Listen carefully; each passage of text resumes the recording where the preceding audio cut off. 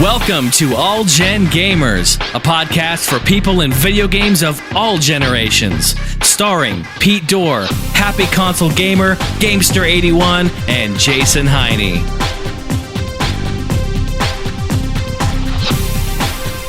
What's going on, guys? My name is John Lester, Gamester81, and this is episode 77 of the All Gen Gamers podcast. I'm one of your hosts. We're also joined by Jason, the EMU Review Heine. Jason, what's up? What up, guys? Great to be here. We have Pete Dorr. Pete, what's going on, man? Not too much. Johnny, Happy Console Gamer, Millennium. Johnny, how's it going? I always want to do an impersonation of Pete, but I will refrain and just say, howdy. And we have a very special guest, guys. We are joined by Jesus. Jesus is with us right now. Amen. Can I get a hallelujah? Hallelujah. Hallelujah. Hallelujah. No, his name is Jason. He goes by MetalJesusRocks. Rocks. What's up? What's up, man? Jason? It's awesome to be here. Awesome to have you, man. Yeah, definitely. So, great to have you on. I love your show, by the way, man. You do good stuff. Well, thank you very much. I know it's been kind of an amazing year where I've had a lot of people digging my shows. It's really cool. So thank you. Thank you. Yeah. Now, the funny thing is, this is Jason. I have to tell you this. I feel so bad. Is that when I met you at PAX, we didn't know each other too well, and you came up to me and you were like, "Hey, I'm MetalJesusRocks. So, I get the show on YouTube." I'm like, "Oh, cool." And I thought it was like a rock show thing. You're like, MetalJesusRocks, So I didn't know it was a gaming related channel at all. Yeah, until I got back home. I watched some episodes. So I always felt bad about that. So I just wanted to say that to you for sure. That's cool. Actually, that's by design, to be honest with you, because I really have two huge passions in life, and one of them is video games, and that's been a lot of my professional career.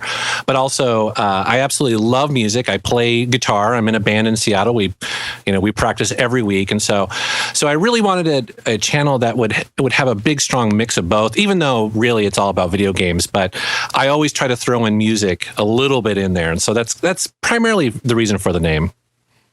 Okay, yeah, because it just tripped me out. I thought you interviewed rock, people in the rock business or whatever. I didn't know. I had no idea. Because you had long hair. I'm like, yeah, he just told into metal rocking and all that kind of stuff. I had no idea that you did video games as well. So that was really cool. Where did you get your name from? Your MetalJesusRocks. Where does that come from? It's evolved over time working in sort of the corporate environment, and because I'm a huge fan of music, and everywhere, even when I'm sitting in a cubicle at a desk working all day, I need to have my music with me. And you know how some people can't really work with a lot of distractions? Well, I need that stimuli all day long. And so pretty much from the time I wake up in the morning, when I get to work and, when I'm sitting at my desk, I am cranking music. And most of the time it's lots and lots of metal, hair metal, butt rock, stuff from the 80s that I grew up on, the 90s and that sort of stuff. And my coworkers, because I have long hair and if I have a goatee, I kind of look similar to Jesus. They basically started calling me the Metal Jesus, and I would always share out my music collections with everyone on the floor. And so a lot of people would come over and like, oh my God, I haven't heard that album in 20 years. And so that's where it comes from. That's hilarious. Nice. Yeah, that's awesome. It's really funny. I met you first at PAX as well, and in that freaking hot box in the penthouse. Mm-hmm. Oh, God, that was hotter than hell there. Oh, yeah, that was freaking hot shit. But anyway, we're standing there, and then I just noticed out of the corner of my eye, Jesus walking towards me. And here comes Jesus. No, but really, I had no idea, But first of all, you're tall. You're tall as shit, man. I am. Nobody fucks with me when I'm on the bus. Let's put it that way. No, absolutely not. This guy's coming up to me. How tall are you, Jason? Yeah. I'm 6'4", and so I'm not freakishly tall, but I'm a big guy. I wouldn't fuck with him on the bus. No way. No way. He's just towering over me. Yeah. No, but nice guy. Came up, introduced himself to me there at the party, and said who he was and all that sort of thing. We had a really good talk because he brought up audio. He was talking about how he, like he just said, he's in a band, into music, into audio, and all this sort of thing. And so we hit it off, and we had a great conversation. I was like, fuck this, let's step outside. We went outside and continued our conversation. It was so good. Yeah, I can relate to that with music. I have to have music too, so I feel you on that one. And I used to work in a recording studio here in Seattle, and so it was really cool to dig really deep in with you, about plugins and the actual software that we use and the way that we wire things up. It was really cool to have that talk and be able to do that, because I can't do that very often. There's not a lot of people who know the ins and outs of deep audio. So yeah, definitely. What's the name of your band? So I have two bands. I have an original band, which is some of the music that you'll hear on my channel. That band is called Posted Oval. It's this weird kind of progressive rock, anything goes kind of band that I've had for, I don't know, probably 15 years. And then I also have a band that we play out pretty regularly, and that's a band called Test Turbo. And essentially what that is that's a buddy of mine. It actually has three people who used to work at Sierra, and it has me on guitar, has my wife on drums, and it has my other buddy. His name is Paul. He's Drunken Master Paul on my channel, and he sings, and then his wife plays bass. And so we're in this band called Test Turbo. And essentially what we do is we do really bad punk rock covers of songs that everyone knows. Like, to give you an idea, I don't know why, but as a kid, I used to love the band Air Supply. Do you remember that band? Oh, yeah. Of course. Yeah. I mean, it's really embarrassing to admit that on a podcast. Why? That's no big deal. It just shows our age. That's all it shows is our age. Yeah, totally. Well, what we do with it is we sort of started off slow in the original tempo, and then slowly every verse we speed that sucker up to where at the end it's total Slayer death metal. And so that's the kind of band that we do, because I'm kind of silly. My buddy Paul is a total nut job. He's really silly. And so we do a lot of that sort of stuff where we take songs where people may not like that much, and we totally mess with it and have fun. So nice. So, where can we find your music, Jason? If we had listeners that want to listen to your music, are you on iTunes or anything, or? Not on iTunes. That's a good question, because we're such a live band, we don't really have decent recordings. I guess what I would say is that we do have some things planned for my channel. Maybe as I hit a certain subscriber goal, we are going to do some sort of live episodes, and my band will play, since I'm starting to get a lot of requests to see Rebecca on drums and Paul and stuff like that. So I think, if they subscribe to my channel, which is, should I shout it out now? Yeah, go for it. It's just MetalJesusRocks, and it's on YouTube, and just subscribe to that. And we've got some cool stuff planned, and also way down in the list, I posted some live performances. And to give you an idea about some of these live performances, just so you know, they're not always safe for kids. So for instance, our last show, we were the band in the back, but we had live burlesque dancers on stage taking their clothes off. And wow. Talk about distracting when you're trying to play music. It was really distracting. But anyway, so that's the type of stuff that we do, and that some of those videos are on there. So I just want to give that little warning to people that, it's not for everybody. Sounds like a party. Absolutely. Yeah. Right on. Nice, dude. So I'll ask. I got to ask you, because I'm curious. Actually, I don't know the answer to this. What is your favorite video game of all time? I'm starting to enjoy asking our guests this question. You start that off every time. It's good. It's a good insight into a gamer. It really is. And like everybody, don't they always go, man, it's so hard to pick just one, right? Yeah, it is. Mega Man 2. A lot of people pick Mega Man 2, which is a great game. But mine will be a little bit of a surprise, I think, for a lot of people, because it's not a console at all. It's actually... Hold on. Give us a hint. Okay, I'll give you a hint. I love playing games like this. So. Yeah. Okay, well, so it's based on the D&D universe, but it does not have orcs or trolls or any of that stuff. Ah, shit. Cooler Radiance. Nope. Good guess, though. I'm just guessing from the old game that I remember off the top of my head. It is D&D, but without orcs. Yeah. So, and it's an unusual. So you already know it's a role playing game. It's a very unusual role playing game that is highly regarded by a lot of people. Yet it didn't sell very well. What is it on a console? No, it's on PC. It's not as old as you think, though. In other words, I'm not talking the 80s. It was actually released in the 90s. Really? Yeah. Hold on. It's based on D&D, but it doesn't have orcs. Yep, it's an official TSR licensed product. I'm looking at it now. TSR product. On PC, eh? On PC, I'll give you another hint. It is 4 discs. Okay, you guys are stumped, so I'll give you another hint. It stars the Nameless One. Oh, I'm not. Sounds so familiar, doesn't it? The cover has a blue character on it. Stars the Nameless One. It doesn't have any sort of orcs. Well, I feel like I'm torturing you guys. I have no idea. Okay. It rhymes with what? No, I'm just- Okay, I'll give you another hint. How about this? It was created by Black Isle Studios. It was originally released for Windows 95 and 98. It takes place in a city called the Sigil or the City of Doors. It's not Torment, is it? Yes. The only reason why I just did a Google search on that. So the name of the game is Planescape Torment. I don't know that at all. Yeah, it was released in, I think, 1999.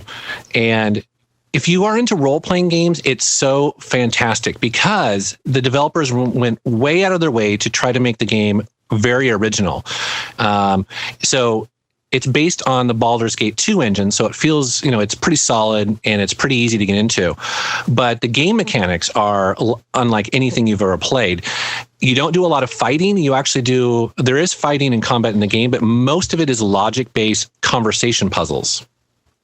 And it's absolutely fantastic. You can actually download the game and it'll run on current Windows machines at GOG.com. I think it's like $5 or $10. Oh yeah, great site. If you're an RPG fan who has been feeling for a long time that there's nothing new, it's all kind of the same, do yourself a favor, play Planescape Torment. And the reason for that is because, like I said, everything is thrown out the window. They took all of the things that a lot of people expected you to do in an RPG, like go get the key, which unlocks the door. This game has none of that stuff.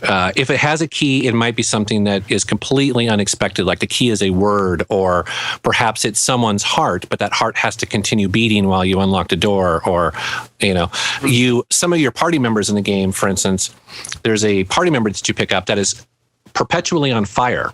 And he's always burning. And there's a reason for that. And there's a quest to try to put out his fire and stuff. It's really interesting. So, wow, that sounds cool. I'm checking it out right now. I've never heard of this at all. Like, it's just. How long does it take to beat, Jason? Pretty average. I think it's 15, 20 hours, I think, is what it. Okay. The other thing too, which is really, and I sound like a salesman for this game, but I absolutely loved it. You play the game as the Nameless One, and basically you are a guy who cannot die. And every time he dies, he wakes up in the mortuary and he can't remember what happened to him before. And so kind of like in Memento, he puts tattoos on his body to try to help him remember his past lives. And the interesting thing about the game is his past lives have not always been positive ones. And so he's kind of the villain and the hero in this game. And it's because you're trying to go through. And it's really weird because in the game, you'll meet up characters who remember you from your past life, and they may or may not like you, depending on how you woke up that day, Also, it's really cool is that there are times in the game when you need to get somewhere and you have to die in order to get there. So it's totally cool. Check that game out. Sounds crazy. Yeah, what was awesome about that? I'm actually checking out the gameplay footage of it. While Jason did the commentary on it, it was like I was watching a video game review. It was awesome. It was pretty fun. And we have the spokesperson in the house tonight. Yeah. It's good. It looks pretty good, actually. It doesn't look that bad. Mm-hmm. Yeah. Well, I never played a lot of PC games, right? So to me, it's like, I had no idea. And it's funny, I know about all the old Dungeons & Dragons games, but I didn't. What about this is Dungeons & Dragons, just the world setting? And I believe the RPG engine in the background, I believe it uses the same engine as Baldur's Gate 2. So all the leveling up, all the experience, all the weapon damage, and the things like that are D&D rules. Yeah, it's got static backgrounds as well, which I love. Yeah. It's kind of like Resident Evil when you're walking around. It's got that kind of look to it. Yeah. Yeah, it's cool. So was that a good answer? Not bad. No, it's a great answer. So, hey, Jason, speaking of PCs, I know you tell us a little bit about your background and Sierra and talk about the little history about it and what you did with them and all that good stuff, if you don't mind. Sure.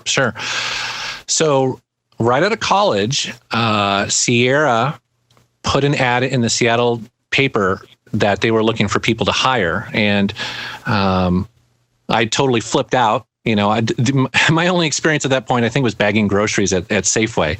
And so I desperately wanted to get a job at Sierra. And so that was, I believe, in 1993. And I had just completed a bunch of classes doing computer science. And so I had, I did that for 8 hours a day. And so I had a lot of education, but I didn't have a lot of working experience. And so I got the job working at Sierra. I was willing to take any job they would give me. And just to be able to work at one of the largest gaming companies on the planet at the time. So they hired me, but because they were moving from Oakhurst, California, up to the Seattle area. The only people that were up in our area was actually the accounting department, and they said, "It's not a glamorous job. You do have some experience, with computers. Do you want to take an accounting job?" And I was like, "Man, I will sweep the floors if you'll let me work here, and I'll just work my way up."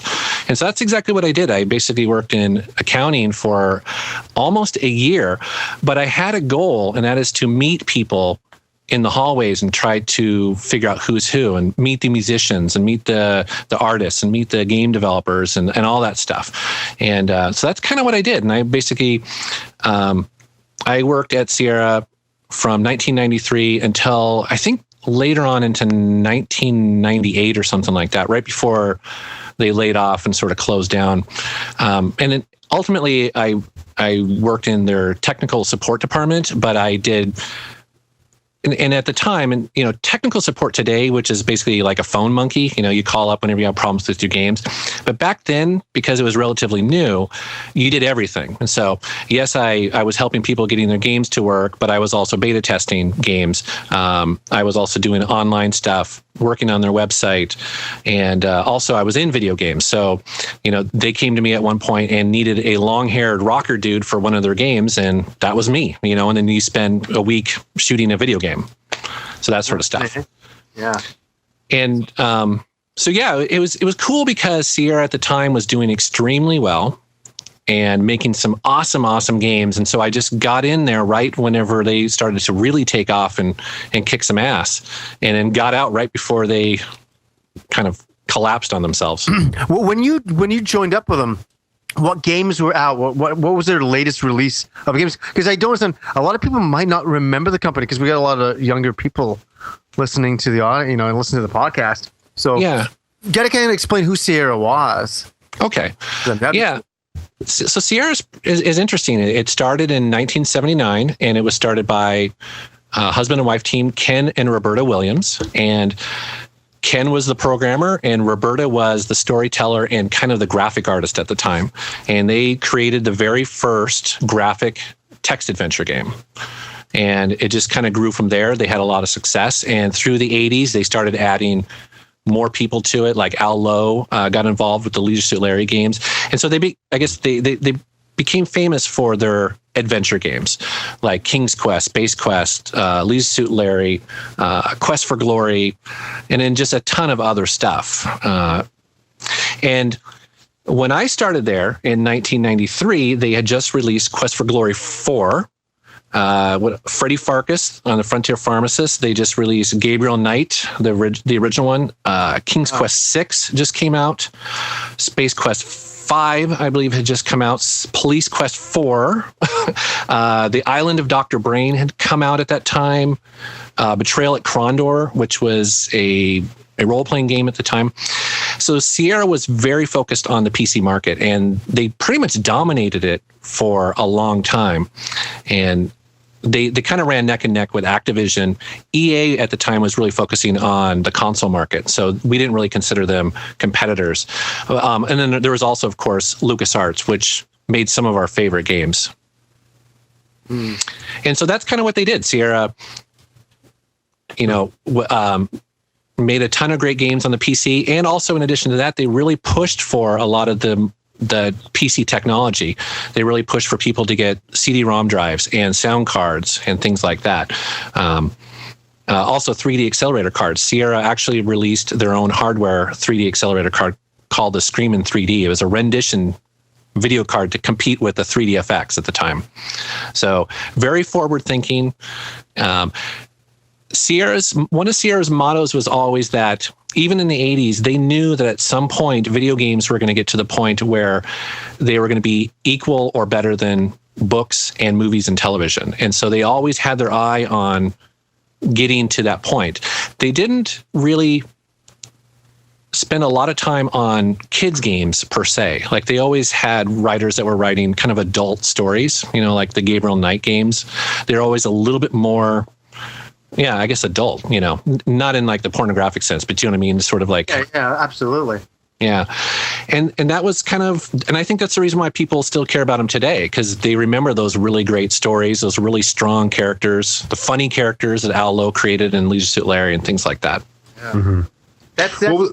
Sorry, John, I just wanted to say before we go on is that I remember just going down the road to my friend's house and he was always playing those games and they had such an impact on me. I was like, wow, I'd love to get a PC. I'd love to get into this, but it was never going to happen for me at that time. And I don't know if John was going to ask the same question. I hope I'm not jumping ahead of you, John, but what happened to this company? Because their games, no pun intended, rocked, Right. Yeah. A lot of things happened. From my point of view, the problem started happening when Sierra went public, and I think that was in 1995. I don't really remember. And they had to start worrying about, stockholders making their quarterly earnings, and they started pushing out games that were incomplete and or buggy. To give you an idea, I mean, King's Quest VII, when that game shipped, and King's Quest games are a pretty big deal, right? It's like a million people buy those. Well, that game technically got duplicated, completely unplayable. Like in the box, the CD, you couldn't play the game and finish it. And the reason for that, and to get around that problem, actually, they slipped in a floppy disk that was a mandatory patch you had to install day one. This actually, now that I'm saying this, it kind of sounds like Xbox Live sometimes. Yeah. Not quite as bad, but you know what I mean. It's like, so that game went out, and a lot of people had problems running it. In addition to us putting out buggy games, sometimes, not all games were buggy, but some of them were, Windows 95 came out and computers started shipping with Windows 95. And I don't know if you're as old like me, but Windows 95 was kind of a pain in the ass to get games to work on it. And it really wasn't designed when it initially launched to really have great games on it. I think Microsoft kind of advertised it as being the future, but really it wasn't until DirectX started shipping that you had games that could directly access the hardware and get the performance that you needed on a PC. So that was also a problem because, if you're a new computer user and you buy a computer on Christmas Day and you get home and you're all excited and you get a brand new copy of Gabriel Knight or Space Quest and you pop it in and you can't get to work, and you call Sierra, and Sierra says, well, actually, you need to play it in DOS, and we're going to help you make a boot disk. Oh, and boot disk. And it's a total buzzkill, right? It's like, really? I just bought this brand new computer, and I can't run it on an operating system. You know what I mean? So that kind of all happened at the same time. And so we started getting annoyed customers, and people who weren't quite as happy with the quality. I will say, though, the saving grace that Sierra had was that they would take back any game for any reason for a refund, no matter where you bought it. And so if you were really pissed, they'd give you your money back. And that was pretty cool. Yeah, that is cool. No one does that, especially with software. Nobody. Yeah, it's true.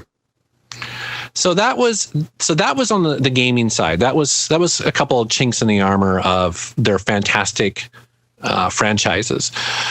And then what happened was they were public, and a company called CUC came along and offered Ken Williams a huge offer to buy Sierra. I mean, almost twice as much as what it was trading for on the stock exchange.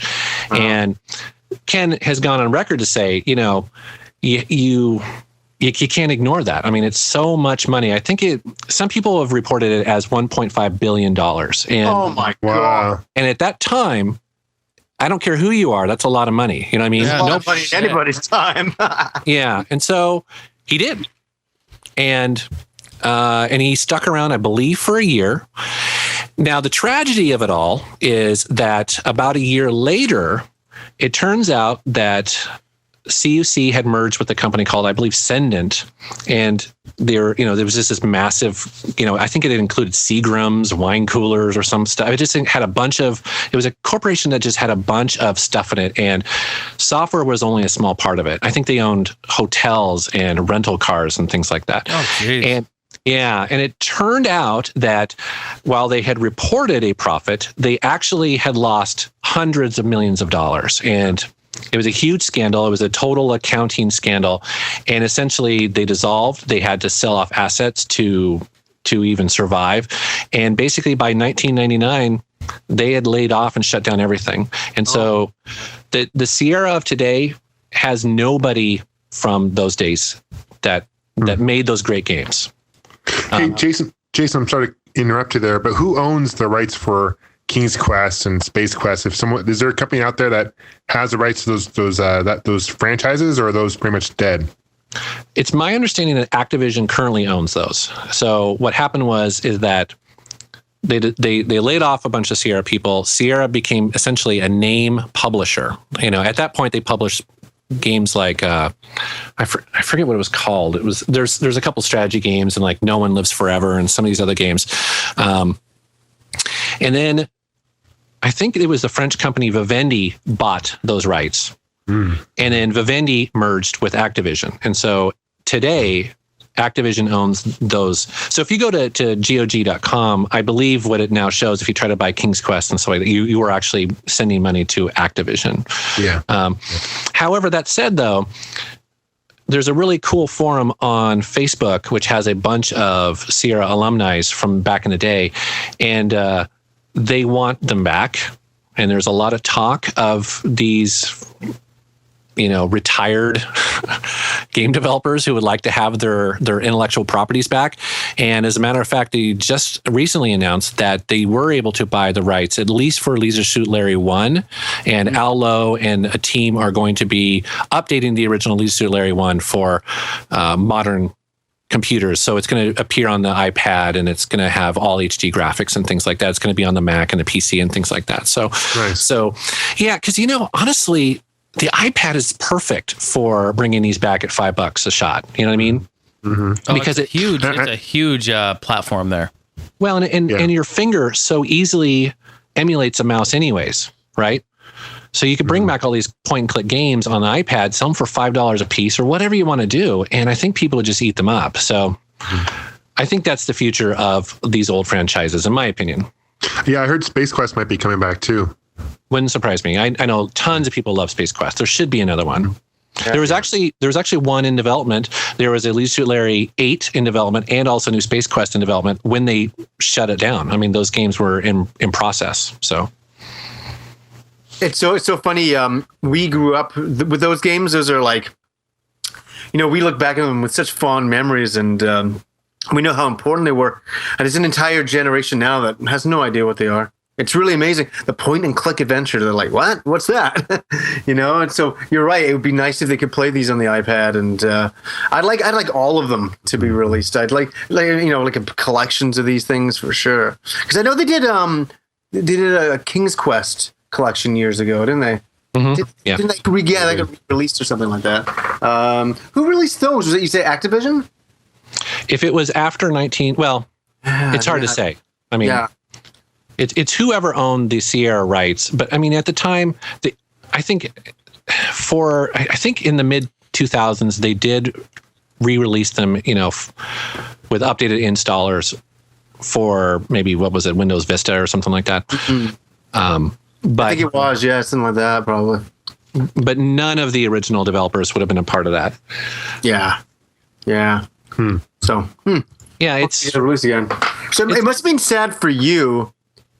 Kind of your dream was to work, to work at this place. You get in, and you had, I'm guessing, many years of enjoyment working there, and it must have been sad to see it kind of dissipate and go down, like Titanic, right? Yeah, excuse me. It was. I'm getting all choked up here. it was because, man, I'll tell you what, the energy walking around the hallways in the mid 90s at Sierra was electric. Especially for a company that was that large at the time. They were approaching 1,000 employees. And it was just, everybody there was so excited to be a part of it. You just felt like everything was growing, everything was cool, and there was so much creativity. You'd walk down around the developers and you see all the artwork on the walls of games that aren't even like announced yet, and everyone's fired up and excited. So it is very sad. And, more than just, I think, Sierra too, I think that what broke my heart a lot actually was also in 1999 when they started shutting down some of the affiliate offices like Dynamics. Dynamics, personally, like as much as I love the adventure games, Dynamics made some of my personal favorites because they made the Red Baron games. They made the Betrayal at Krondor, Earthseed, Tribes. The original Tribes was a Dynamics game. The Incredible Machine, Aces Over Europe, a lot of the flight sim stuff. And Eugene, Oregon's not a very big town, and so that impacts the economy quite a bit. I don't know. It was just that was the one that was like, really? There's so much talent there too. It's like, I don't know. Yeah, it's a really shame that a lot of these classic PC developers aren't around. And another one that comes to mind is Ocean. Definitely. Yeah. Hey, John, you were thinking of Endless Ocean, I think. Yeah, I think he was thinking of Endless Ocean. I did a search on Ocean Games, and the first one that shows up is Endless Ocean. That's why it's nice. Our signed copy on eBay. Yeah, it's been sold right away. $10. $10. 5-cent bid. Yeah. Start them low, kids. Absolutely. Right on. But yeah, Origin, whatever happened to Origin? EA bought them. And I think we all know how that turns out. Yeah. Look at. I don't know. I have worries about BioWare now that they're part of an Origin or an EA company. It's like they still do great stuff, but I worry. So EA Sports, it's in the game. Yeah. Damn, that was spot on, Jason. I know. Thank you. They're bringing back SSX though, so that's a plus in there. Yeah, that's looking pretty good. Yeah. Hey, I'm Jason, very excited for that, actually. Definitely. Yeah, me too. Jason, did Sierra make any console games, or is this purely PC? They did. They actually branched out a little bit into console games. There's a what is it? The Adventures of Willie Beamish is on, I want to say the 3DO or the Sega CD. Sega CD. Yeah. Sega CD. So that's a traditional adventure game that is on there. There's also a King's Quest that I believe is on the Master System. There is. Absolutely. I can see that one. Yeah. I'm looking at it right now. They also, back in the really early 80s, they released a couple cartridge-based games. So I actually have a copy of, what's that game called? It's like Oil's Well, which is on the ColecoVision. And so there's a couple of those sort of weird, games that they put out occasionally. But for the most part, they really didn't understand consoles and the action arcade. As a matter of fact, there's a rumor, and I think it's probably true, is that John Carmack from id Software brought a copy of Doom or Quake in front of Ken Williams and said, "Hey, I want you to publish this game." And he said no. And he said no because he while it may have looked fantastic, Sierra did have a fairly strong policy, especially for its first 15 years, no hardcore violence in games. Boo. I know. Yeah. And that was just their thing. I kind of agree with you. It's you have to look back at the times and where violent video games, it was like the biggest thing that was going on. Yeah. It wasn't like it is today. It was like a taboo thing. Nintendo was steering clear. A lot of people were steering clear of it.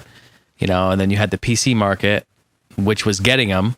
It was kind of like the big boy console in a way. The PC was. Yeah.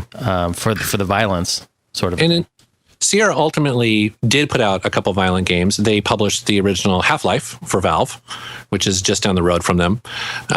So that came out, and they obviously didn't have a problem with that. Also, I think it was Diablo 2, Sierra published.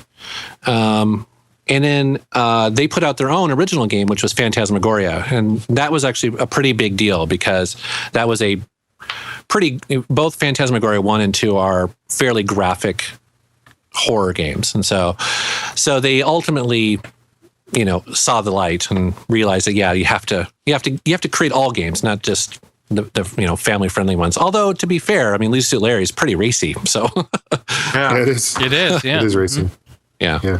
I remember going to my friend's place and he was playing that game, and I was like, "Oh my God, are we allowed to be playing this?" I remember. Oh yeah. And you know what? It's so funny to go back. I've looked at some playthroughs of it. I'm like, man, it's not as intense as it was when I was a kid, but man, it ever seemed so bad back then. Like so racy, as you're saying. It was intense, but it's funny. I'd like to see them really do a new version now and with today's technology. Do you think that's another reason why? Oh God. That company didn't do well because they didn't switch to 3D.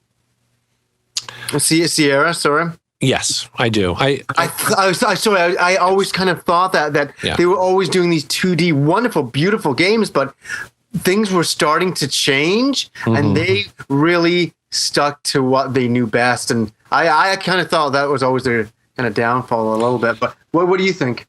Yeah, I would agree with you. And it's funny because I think they saw that as a problem because King's Quest VIII, the last one that they made, is in full 3D. Yeah. And most people consider it to just be complete garbage. I actually haven't played it.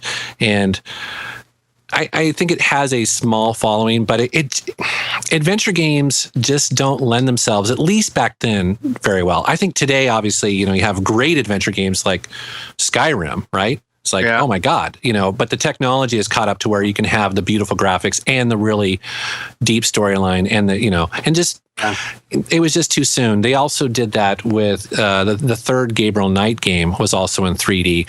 And I did play that one and it just wasn't as compelling, I don't know what it was about it. I mean, it had an interesting story, but it just wasn't there. I got a question about Gabriel Knight. Isn't there one that was released in Europe only or something? Wasn't there something to do? But sorry, the woman who worked on that worked on another game after that. And oh, geez, I was doing some research into it. This is probably about a year and a half ago. Sorry, but I was like, I was like, I really want to get that game. I think you could import it or something. You don't know what I'm talking about, eh? Well, you're referring to Jane Jensen, who created the Gabriel Knight games, and you're right. Actually, I believe a year ago.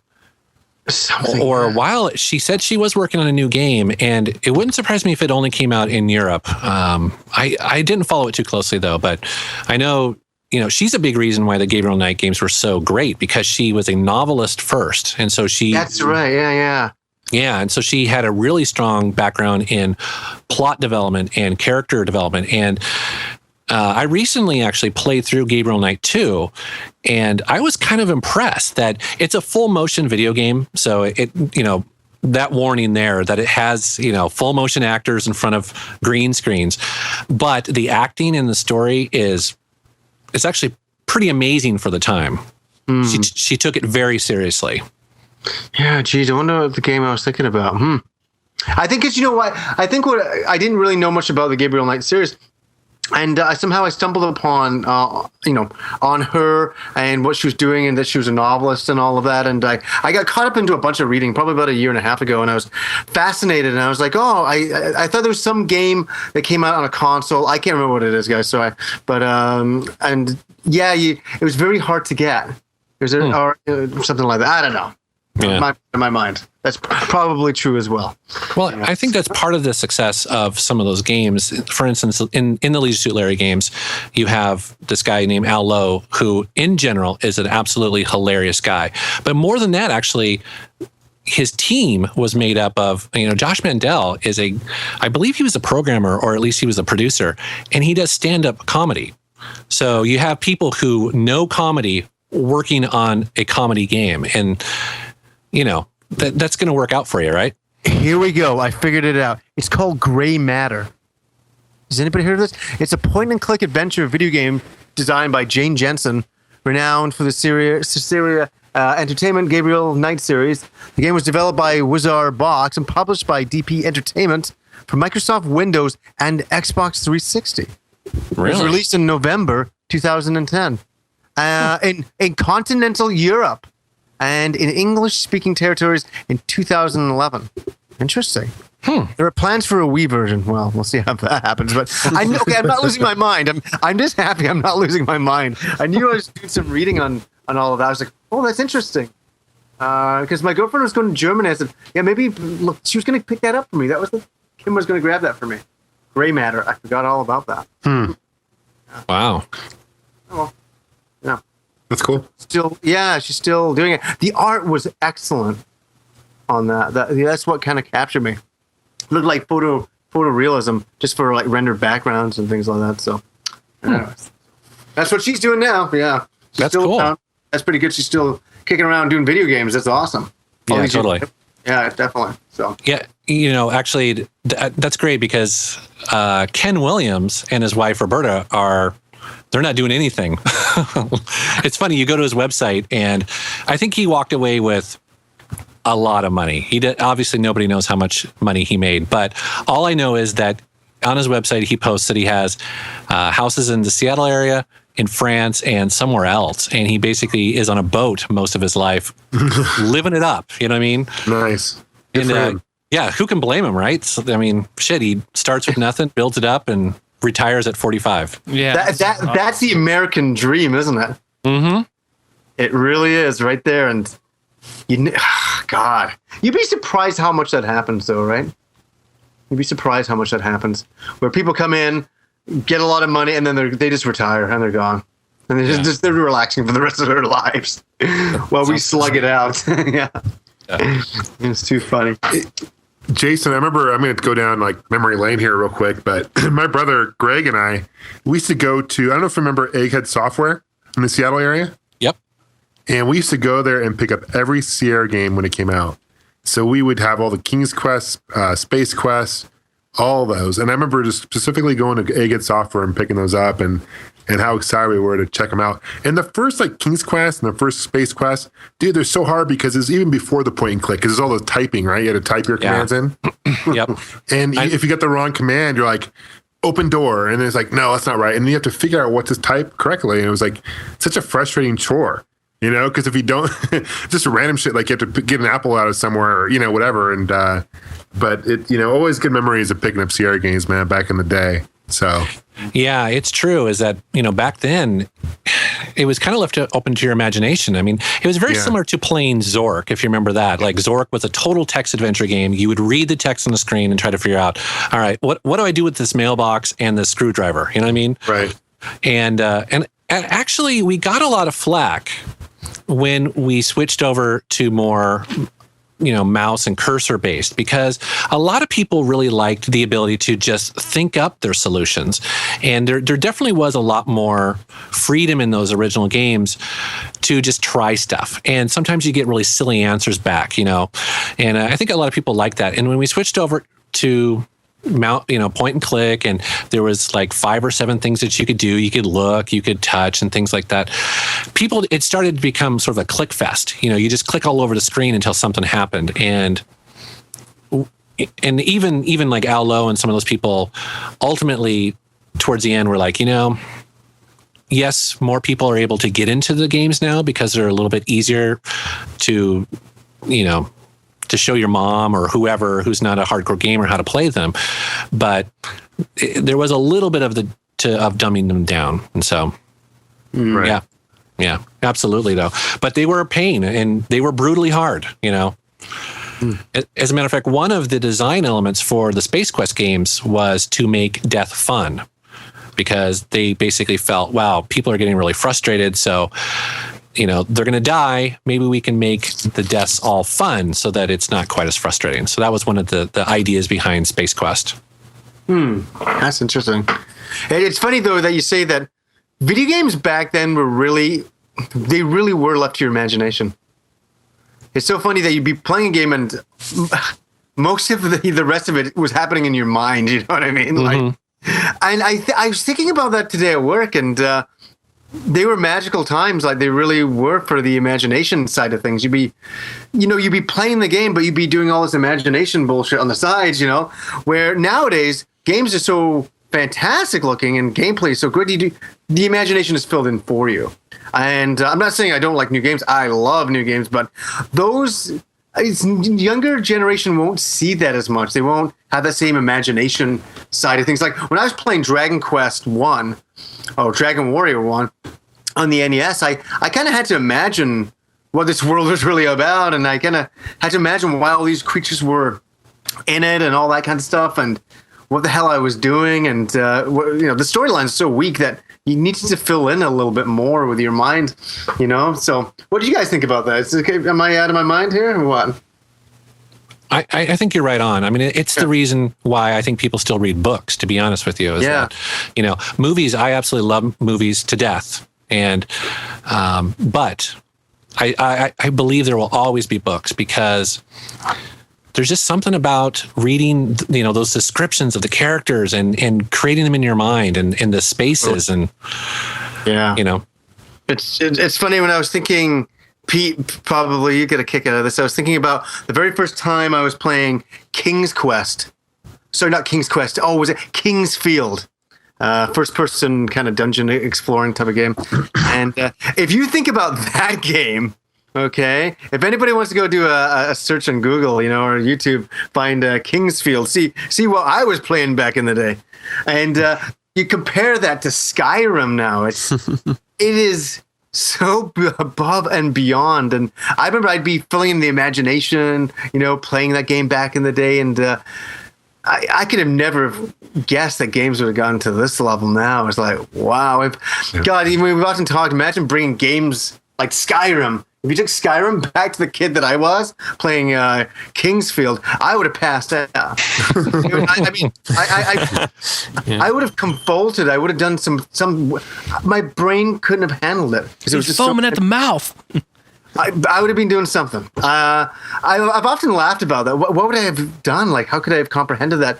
I remember seeing a high definition television back in the CRT days that was being shown as a demo model. I was like, oh my God. And all they had was like a bumblebee on a fucking rose, for the demo of it. But the video kind of blew me away. Like, it's amazing how far we've come in a very short period of time. That type of That's thing. true. So, yeah. That's true. Like look at as they say, Gabriel Knight and King's Quest 1 and all that to now. And how many years is that? Is that like just 20 years? 30, probably close to it. 80 years? No, okay. It feels like it, but it really makes you wonder how far they can go, like with graphics. Just think about 25 years from now, what they're going to have, and we'll be talking about games today like do you remember Skyrim and how cheesy those graphics are? And yeah, so on episode 2000 of All Gen Gamers, now you know what we'll be talking about. Jeez. Okay, exactly. Remember? I was gonna do the old man voice. Remember that Skyrim game? Jeez, killing the dragons. The dragons were flying backwards. They were fucking unscripted, I think, too. Jesus Christ. I'm still waiting for virtual reality to take place. That was supposed to happen in the 90s. It still hasn't happened, so we'll see. Poor man, I know we want all that stuff. But hey, Jason, and this is for all you guys. You guys should check this game out. If you guys like the point and click adventure games, there's a new one that came out. And it's all hand-drawn backgrounds. It's a really fantastic game. Gemini Rue. Have you guys heard of it? Yeah, I've seen that.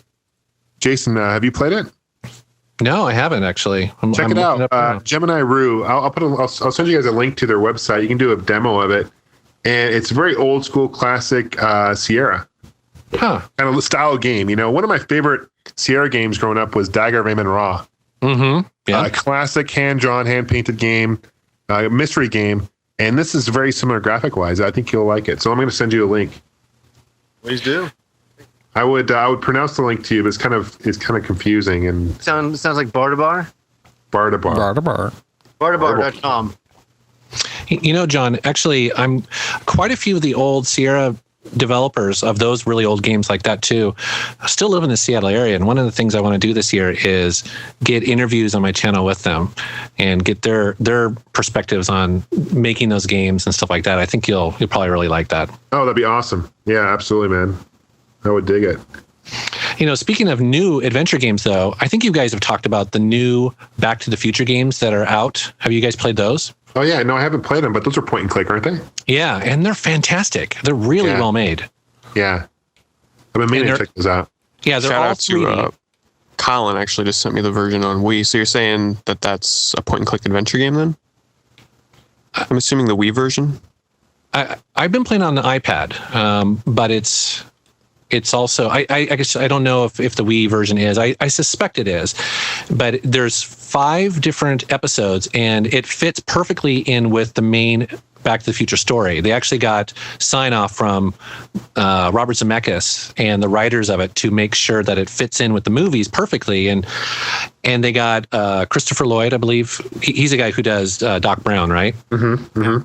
And then they got a guy who sounds just exactly like Michael J. Fox, and Michael J. Fox makes an appearance in the final game, the final episode. So maybe the Wii version is all 5 of them built together, but if you have that, you should check it out because it's surprisingly good. Yeah, the same developers who did that made the Jurassic Park game that just came out too. Oh yeah, Telltale. Yeah, Telltale. Yeah, there you go. Mm-hmm. Yep. Mm-hmm. Yeah, that voice actor they got from Marty he's amazing. I can't believe how good he was. Yeah, he nails Michael J. Fox totally. Like he gets all the inflections, all that. You have it on your iPad then, huh? You can get it on iPad. I might do that.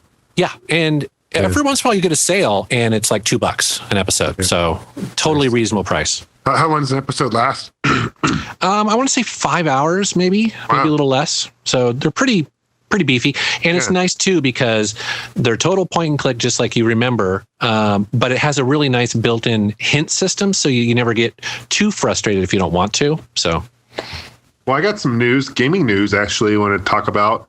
Do you guys hear about this? Happened maybe about a week ago. So I don't know if you guys heard of this yet. But the mass threatened suicide in China over 360. What? Wait, what? Do you guys hear about this? No. Yeah, Foxconn. No. Foxconn, yeah, Foxconn, who they make Xbox 360s, they make iPads and a whole bunch of other products. They threatened to there's 300 employees, and they threatened to all jump off the building, mass suicide, if they didn't get a pay raise or didn't get their compensation increased. What? Oh. Isn't that crazy? I heard about this. Actually, there was do you guys ever listen to This American Life it's on the web, and it's also on, I think it's anyways, it's a radio show called This American Life, and they did an episode this week on that, and also that's the same place that they also make like a lot of technology stuff, like the iPads, right, iPods, MacBooks, Dell computers, and it's pretty funky. I don't know. I guess kill yourself. I mean, so here's the deal, though, Jason. Okay, Mr. Heine, they don't get paid very much, right? They're working long hours, and they have somewhere in the agreement if they die, that their family gets like some kind of health, like some kind of insurance policy or some payout. Huh. So there's got to be some fucking rules about if you suicide. Well, they're making people sign 14 people have already killed themselves. Oh my God. And all the rest of them. Can you imagine like rallying up the troops and saying, okay, guys, let's all like threaten to kill ourselves, and hopefully they call your bluff. Yeah, they call your bluff. Like, okay, well, just go back downstairs and get back to work, I guess. I mean, that's messed up, though. It's messed up. I mean, you feel bad for him. Look, we're not thinking this is funny. I think it's a really sad state of events. I mean, if you've got to do that to get a pay raise, I mean, come on.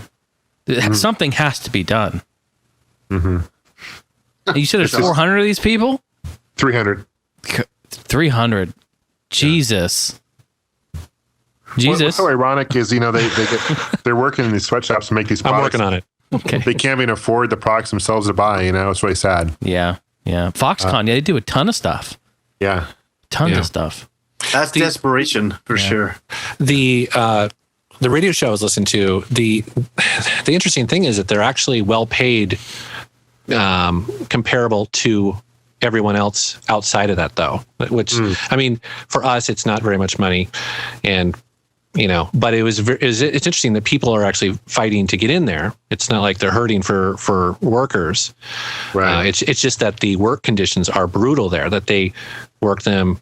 They tell people that they work 8 hours, but they actually work 12 hours, 14 hours, 16 hours. It depends on if something's really hot. So when the new iPad 3 comes out, well, you got to make a bunch of those, and so people work really, really long hours. And yeah, I don't understand why we can't just, as a consumer, I guess I will go on record saying I don't mind paying $50 more for the product I'm buying if I know that person who made it is going to live a better life. You know what I mean? Yeah. Or some sort of amount, whatever it is. Let's pay the amount it takes to the person making it. So that they can, so that they don't feel like they have to kill themselves.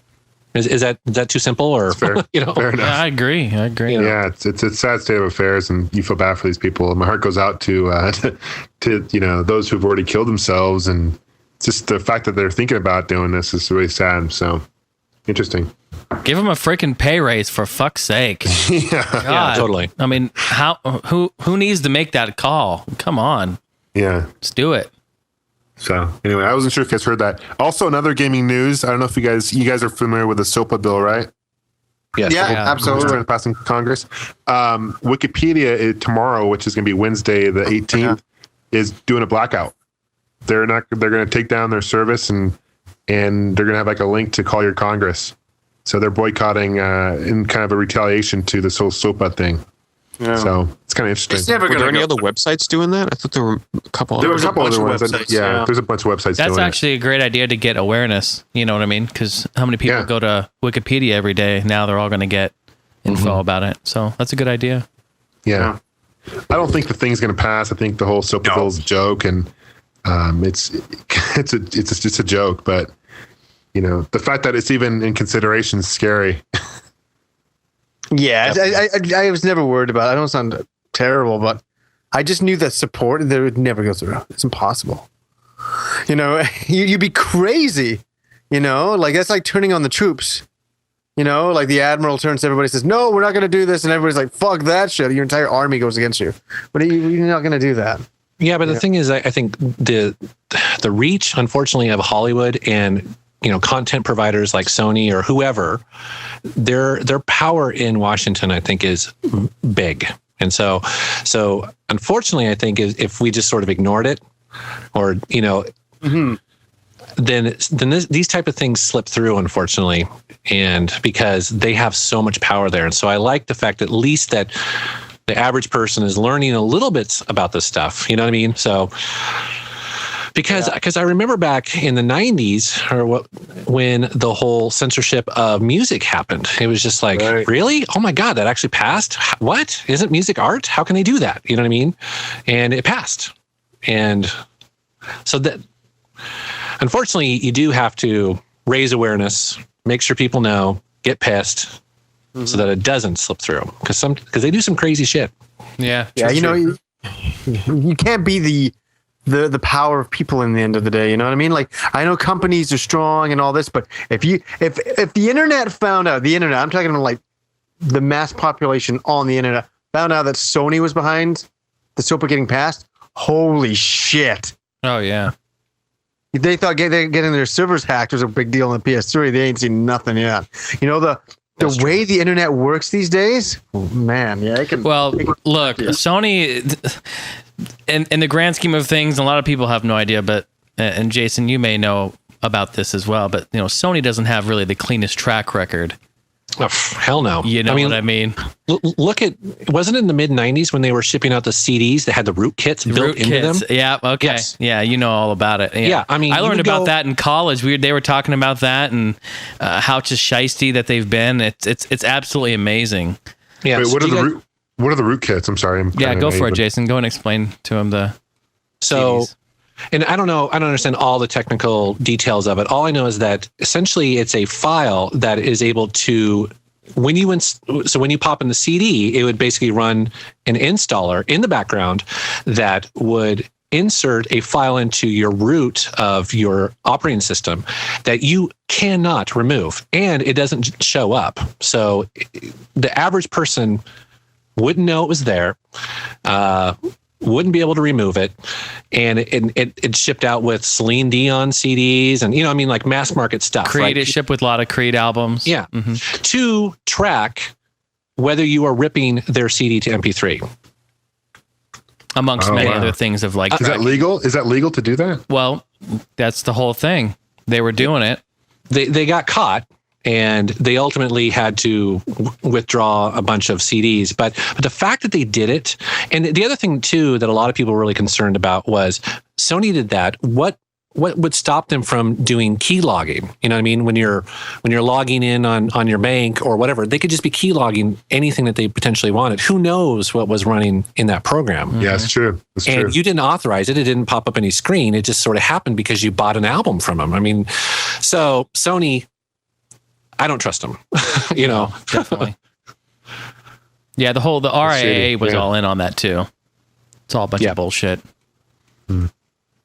Yeah, good stuff.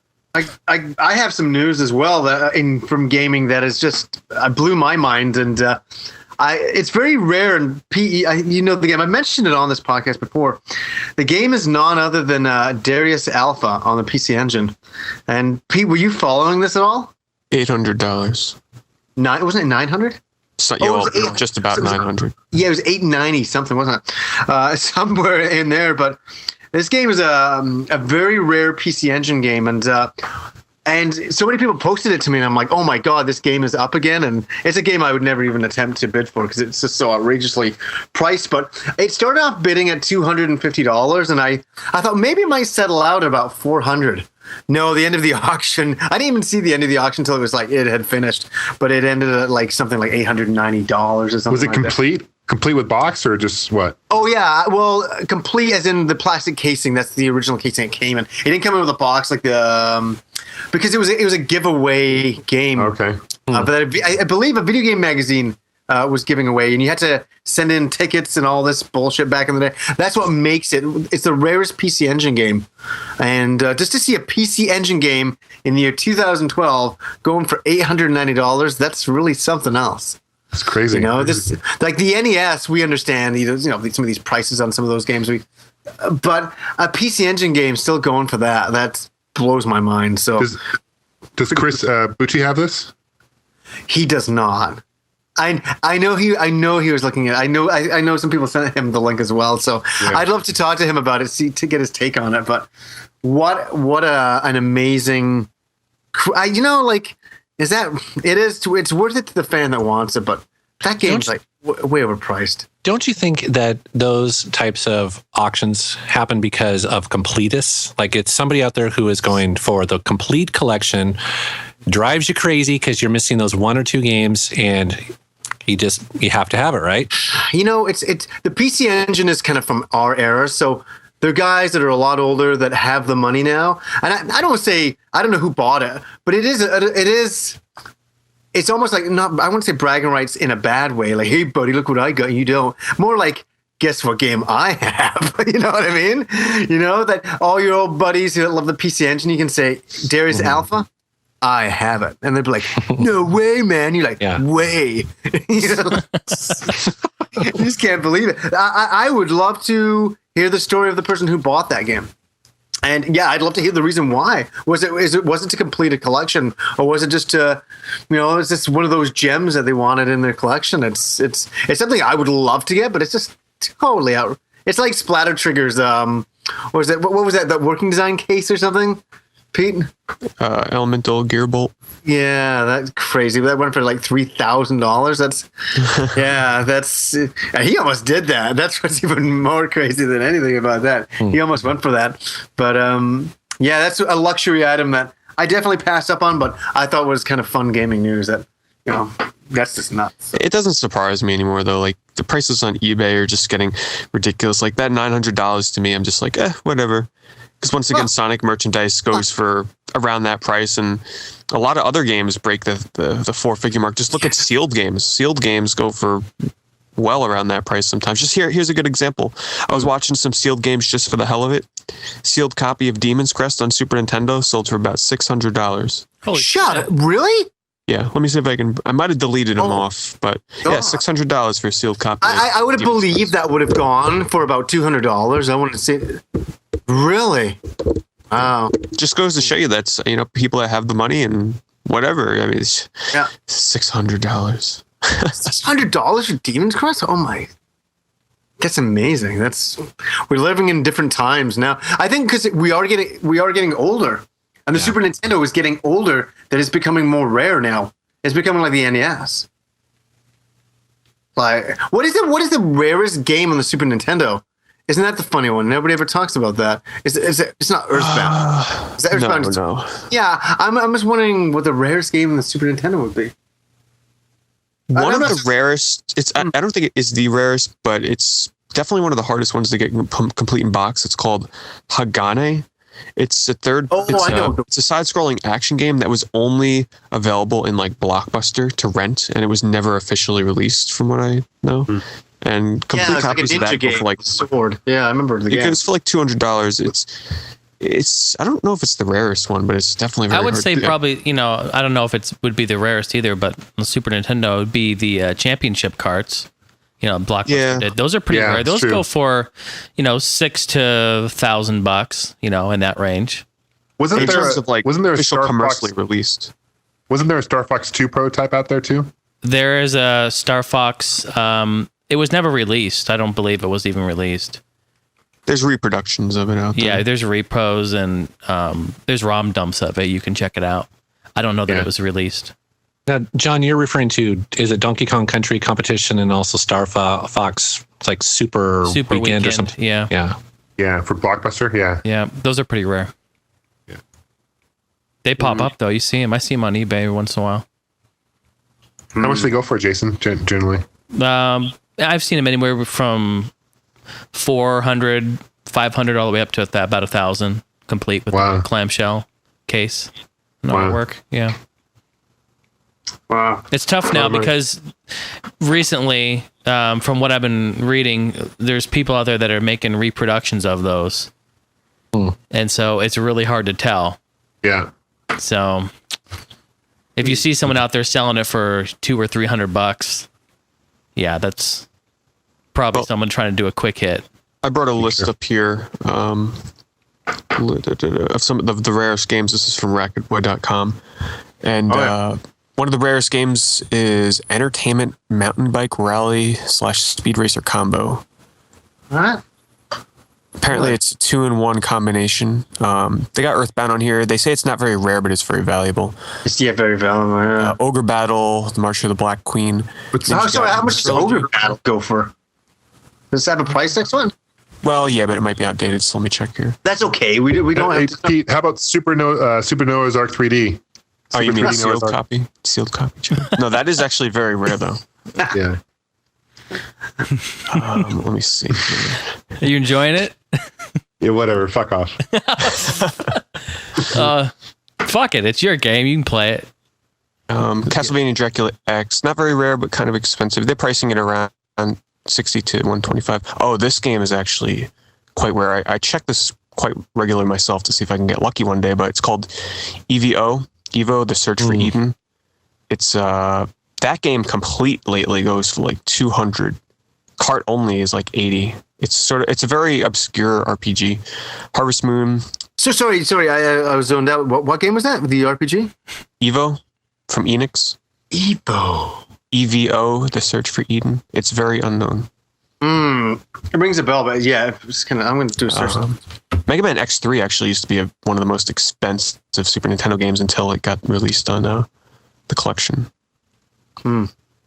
Aero Fighters. Yeah, that's about.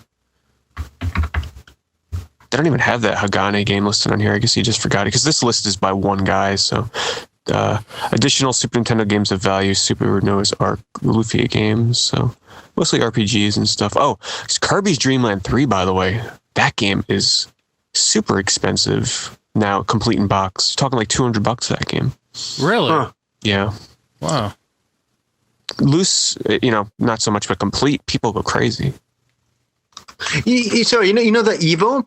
I've seen the cover of it, but I've never seen gameplay of it. I remember like being in the store and seeing that, but never really registering it as an RPG or anything noteworthy. Yeah, it's very unique game. It kind of plays like a side-scrolling, little bit of a sense of a roguelike to it, but it's I've never played it, but I've watched a lot of videos on it. But you evolve your dinosaur depending on the stats that it gains when it levels up and stuff, and it turns into like these different creatures. It looks pretty cool. That's just bizarre. Yeah, strange. Huh. Interesting. Like, I'm just gonna check my watch list here and see what's ended recently for. How much stuff are you watching at a given time, Pete? My list is usually full. I just delete stuff. I normally don't watch stuff. I just watch it because I'm just curious what it'll sell for. Yeah. But I haven't been going on eBay lately. I'm keeping myself off of there for a while. But I'm happy because the limited edition First Four Figures Supersonic statue did recently sell for $460. And I have one. I think when they came out, they were like 150. So that's going up in value. Let's see what else we got here. A couple of PC Engine games I was watching. Sylphia, $150.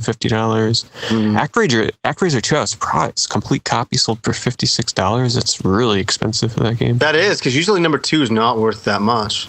Let's see here. Hey, Pete, are you going to bring down any items of yours to PAX East for that panel? Nah. Because I would not want to have to lug something down there and then they don't even look at it, So. Yeah.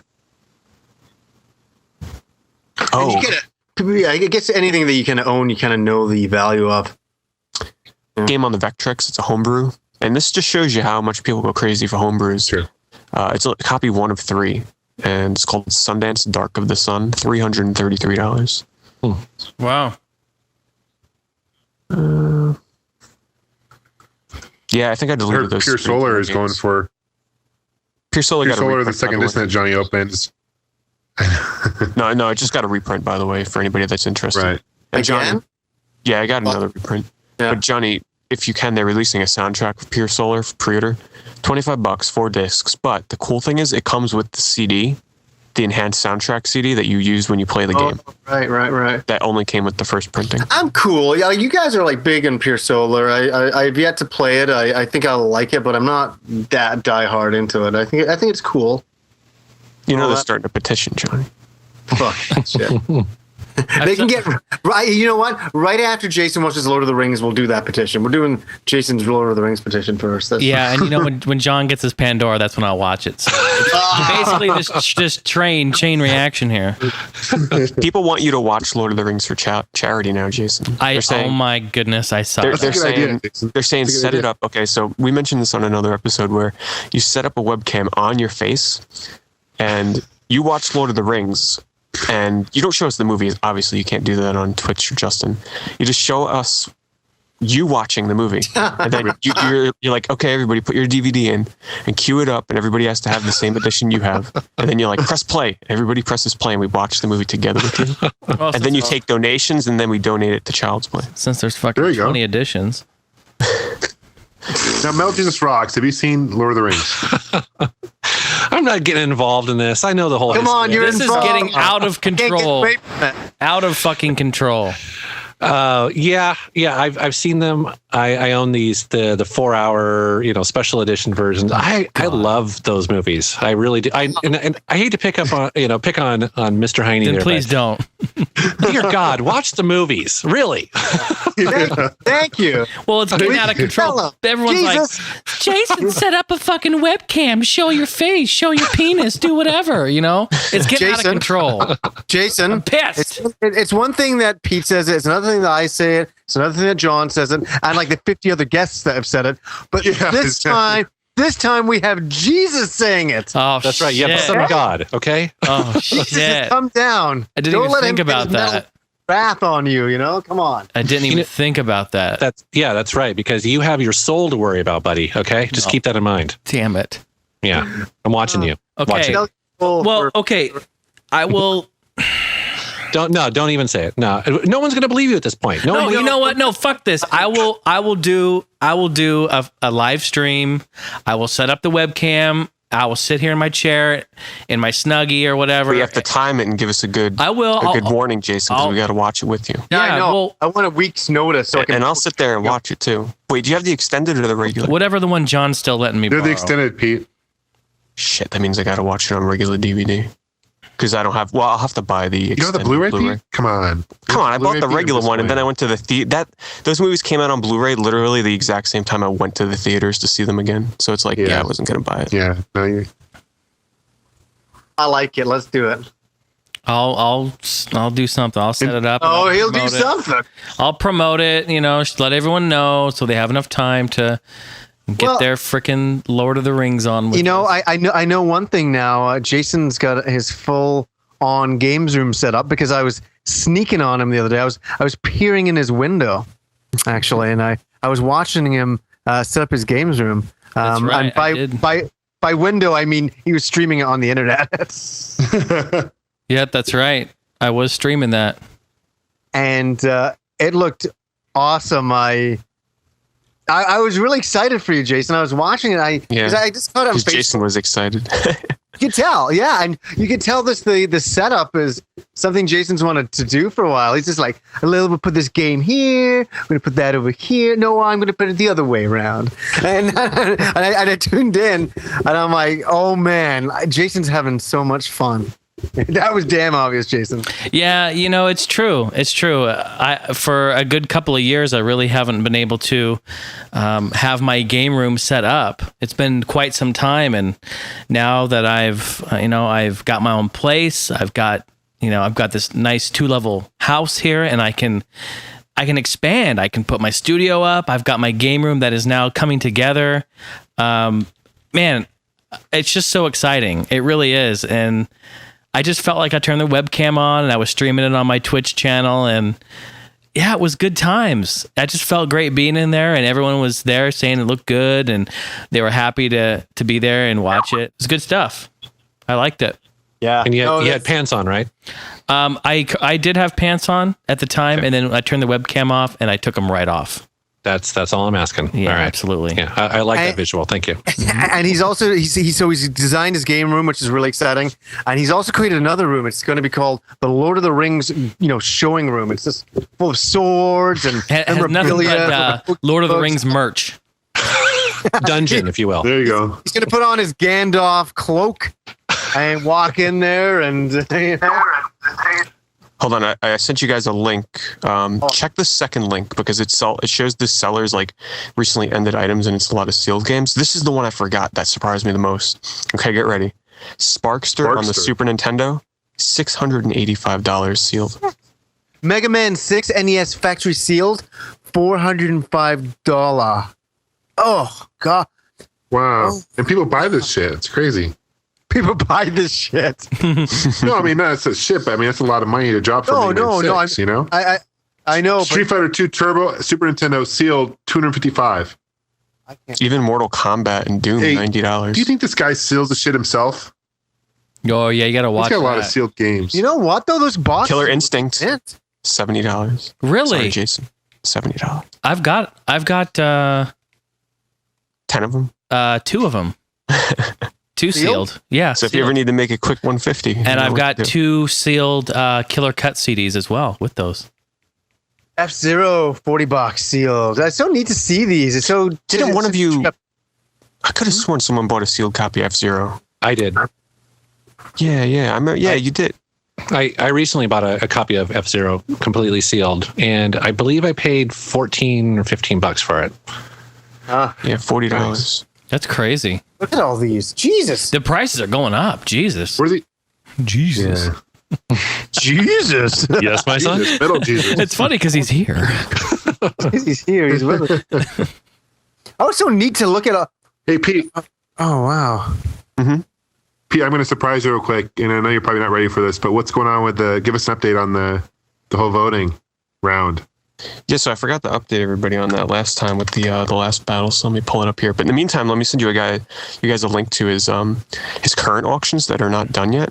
Super Mario RPG, it's up to $350 right now. There is a quote sealed Earthbound complete in the box. Well, not sealed, but Yeah. Complete Earthbound 265. Mega Man 7 is another Super Nintendo game that goes for crazy amounts of money now. Complete. That's up to 105.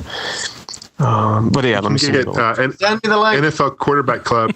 NFL Quarterback Club 96 Super Nintendo.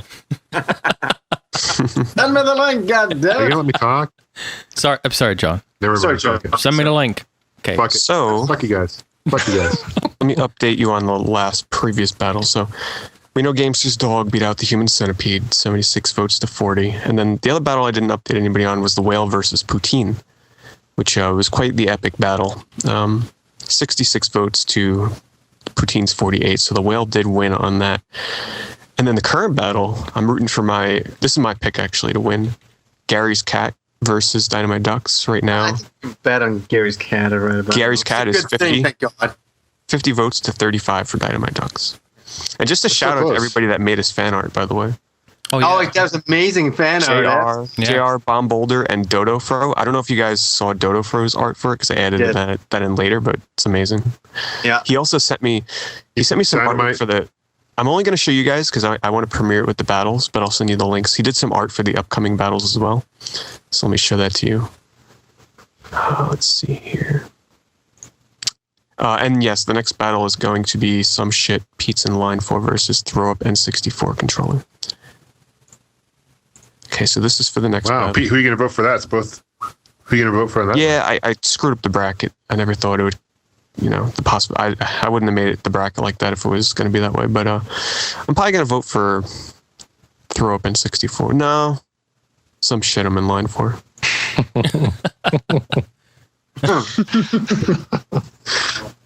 Oh, that's a good picture of that. Oh my God, the throw up controller. Oh. And here, this is my favorite. Gamester's Dog versus the Whale. Holy fuck, that's amazing. That's great. Wow. Yeah. Yeah, it's good stuff. Yeah, this is the same guy who did our who did the fan art for possible logo too. Yeah, which a great time to re-mention that, John.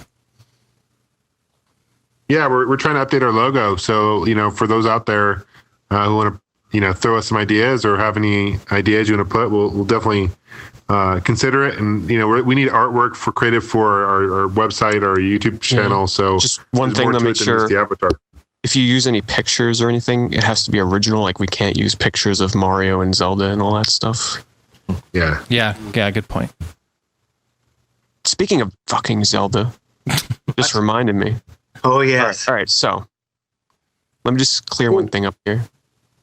Yeah. I did not play Zelda Skyward Sword. Okay. We know.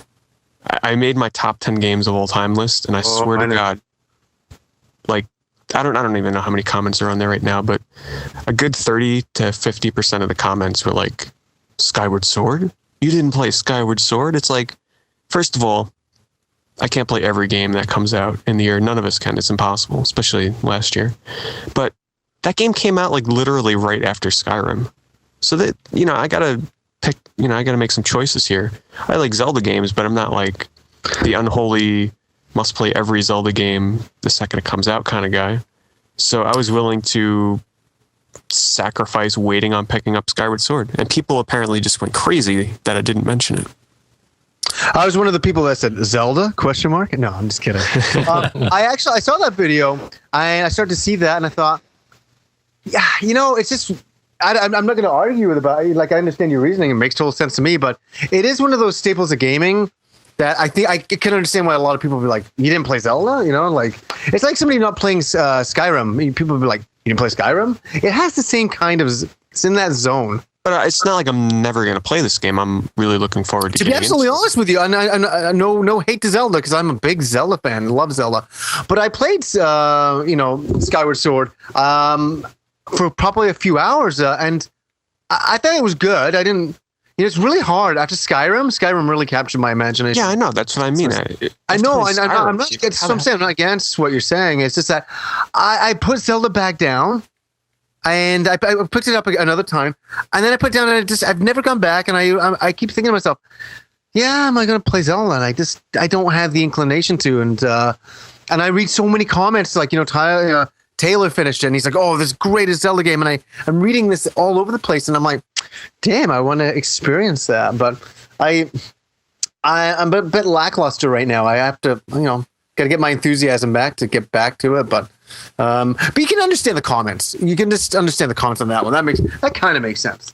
I can understand, but to the degree of it, I mean, Jesus. First of all, like, what if I did play it and I didn't care for it that much? Because I'll be completely honest, I kind of have a feeling I won't care for this one too much, only because I hear it has a very slow start, and I know I'm going to have a hard time getting into it. It does, yeah. And everybody keeps telling me, I was actually talking to Flipper about this, is that people kept saying to him, keep playing it, it gets better. And he kept playing it, and it didn't get any better. He's like, was it going to get more exciting? And they're like, give it a couple more hours. And me and him were talking about it, and I was laughing. I'm like, I know, I keep waiting for it to really kind of wow me. And I don't know if it's really supposed to have that effect. I don't know. Maybe you get that effect after 14 hours. I don't know yet. So I'm about, sorry, I don't know how many hours in. I'd have to check. I actually think I'm about 5 or 6 hours in. So maybe another 5 or 6 hours. Yeah. I mean, something else I didn't mention last year, I bought a lot of retro games because, the money that you spend on a new release, that $60 can go a very long way in purchasing a lot of older games I would love to play. I completely agree with you too. Plus tax. I mean, you're speaking over $65, $66, and that can go a very long way on eBay picking up a whole bunch of retro games. I actually bought a lot of retro games last year, and I was kind of selective in the new releases I picked out. And, hey, it was my list, and I'll get around to playing Zelda, believe me. And another problem I had was not so much that, I didn't buy Zelda, but I didn't buy it when it first came out. And the edition that I need with the Wii Remote controller, like with the Motion Plus built in, sold out everywhere, and you couldn't find it anywhere. If you didn't buy it the day it came out, good luck finding it. And I don't have a Motion Plus. Sorry, what is that on eBay now? I don't even look. I don't care. He's mad about that. Yeah, but essentially I'm waiting until I can get that version because I don't have the Motion Plus, so I need that. What I think would have been a really interesting sort of top list of 2011 would have been for you to go back and say, these are the games that I played that I thought were the best last year, regardless of when they were released. Because it's so funny you mentioned that, because I did plan on doing that. I was going to go back and be like, these are the top 10 games I played in 2011 that didn't come out in 2011. I actually planned on doing that. That's a great idea because, from a viewer's point of view, I don't know every game. And so it's really cool to sort of hear about some game I've never heard of, like Astro Boy on the Game Boy Advance. And it's like, you know what I mean? And so anyways, that's a suggestion for you, I think. And that also gets you out of that sort of quandary that you have to have only played new games and only the best new games of the year. I'd say the big blockbuster games. And that's the problem with doing a top 10 list on the internet. For newer games, because if you're not mentioning all the blockbuster games, then I totally expected that, because I had the only blockbuster games I had on my list were Skyrim, Uncharted, and if you want to classify Dark Souls, and that's it. Yeah. Mm-hmm. Everything else was kind of like didn't show up on any like of the, I guess you can say, mainstream or critic top 10 lists. Mostly just some of them showed up on a lot of fan lists on YouTube, like Sonic Generations and stuff like that. But I knew I was going to get a lot of hate for putting a PC indie game. You know what, though? The reality is all that matters is that you put up something that you believed in. And that's the thing you have to stand behind. You know what I mean? Like you stand behind your picks. I know that. You thought about that. You didn't just go, willy-nilly, I'll put a list on the internet. And especially knowing you really thought about it. And you were like, you really thought about it, and you're like, yeah, you know what? This is what I want to do. And you know what? That's you being honest as a gamer, and that's why people watch you. People don't watch you because you go, yes, I'm Pete Dorr, I like Skyward Sword, Skyrim. You're not a robot. Like any fucking thing can do that. And geez, I wouldn't watch your channel if you just gave those answers every time. That's not what it's about. So you're honest with yourself. Makes sense. You know what? Of course, there's people going to say, "Hey, where's Zelda?" Because they like Zelda. You didn't play it.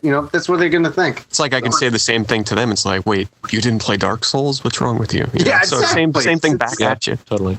It's so funny that. So yeah. That's the internet for you. Just had to do a little internet.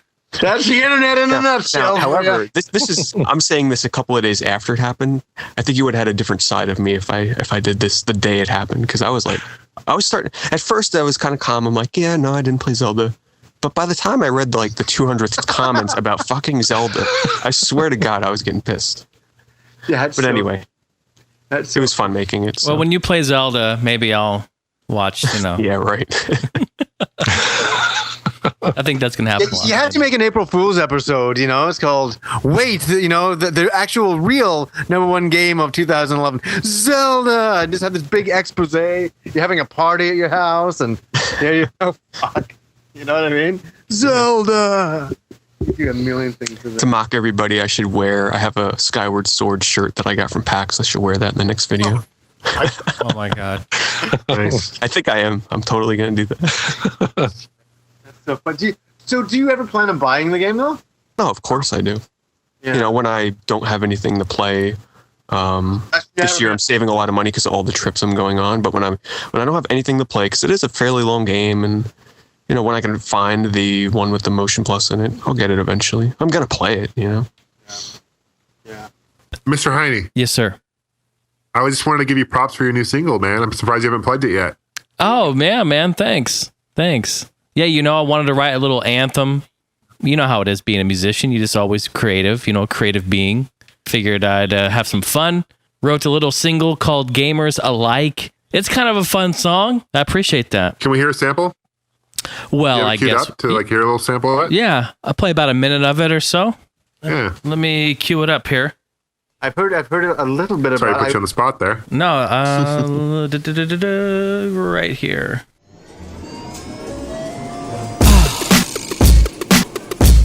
$10.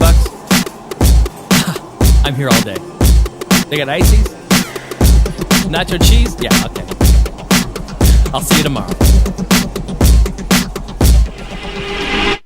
One thing's on my mind, one thing only. How many continues we got till we all get lonely? Forever alone. No. I know I've got about 10. I know I've got about 4. I know I've got about 1. Where's my co-op, son? From left to right, we're gonna rock tonight. We're gonna break that bank. So hey, everybody in the game room, what do you say? What do you say? Okay. You gotta get up, get down, get in, get out. Hit start on that goddamn controller. To start the show, here we go. Yeah, everybody in the place, let's do this. We land it up, we frag it up. We're gamers alike. Yeah, and you know that's right.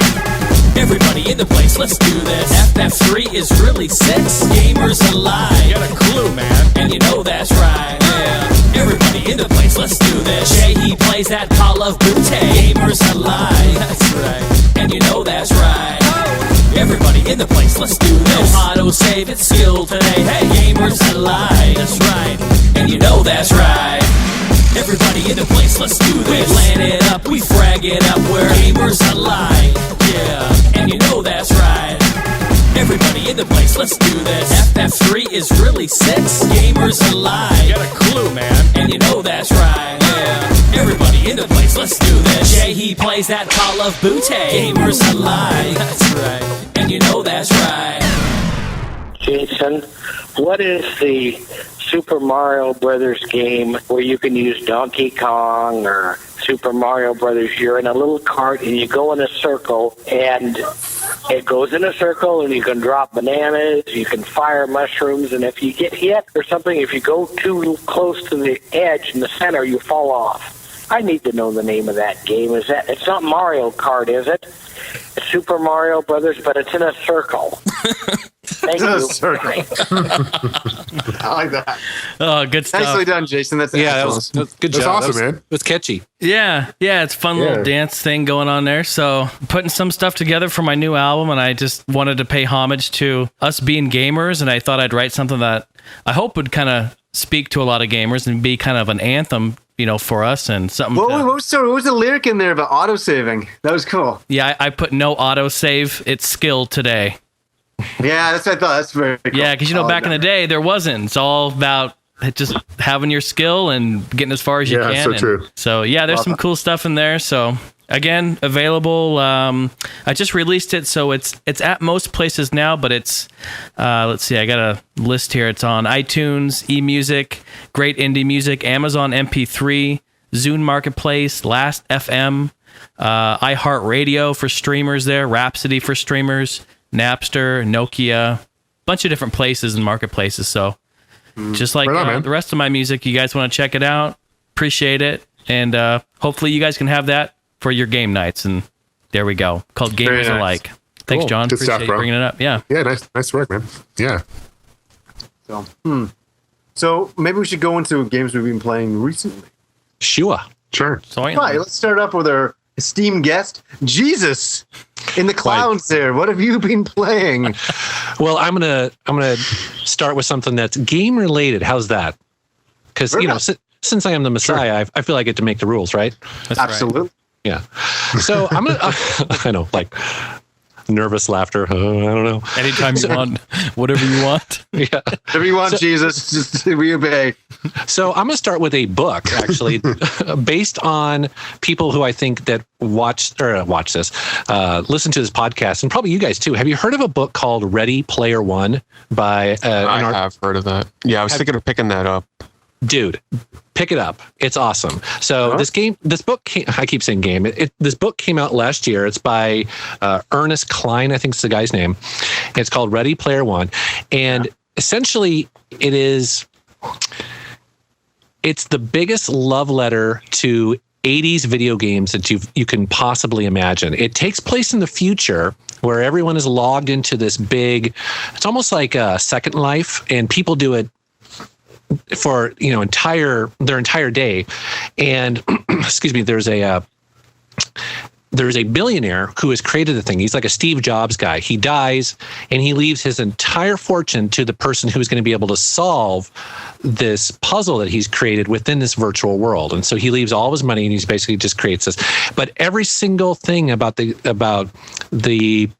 contest and the puzzle is based on 80s pop culture. So Joust and Yar's Revenge, or Super Nintendo. He actually goes into the 90s as well.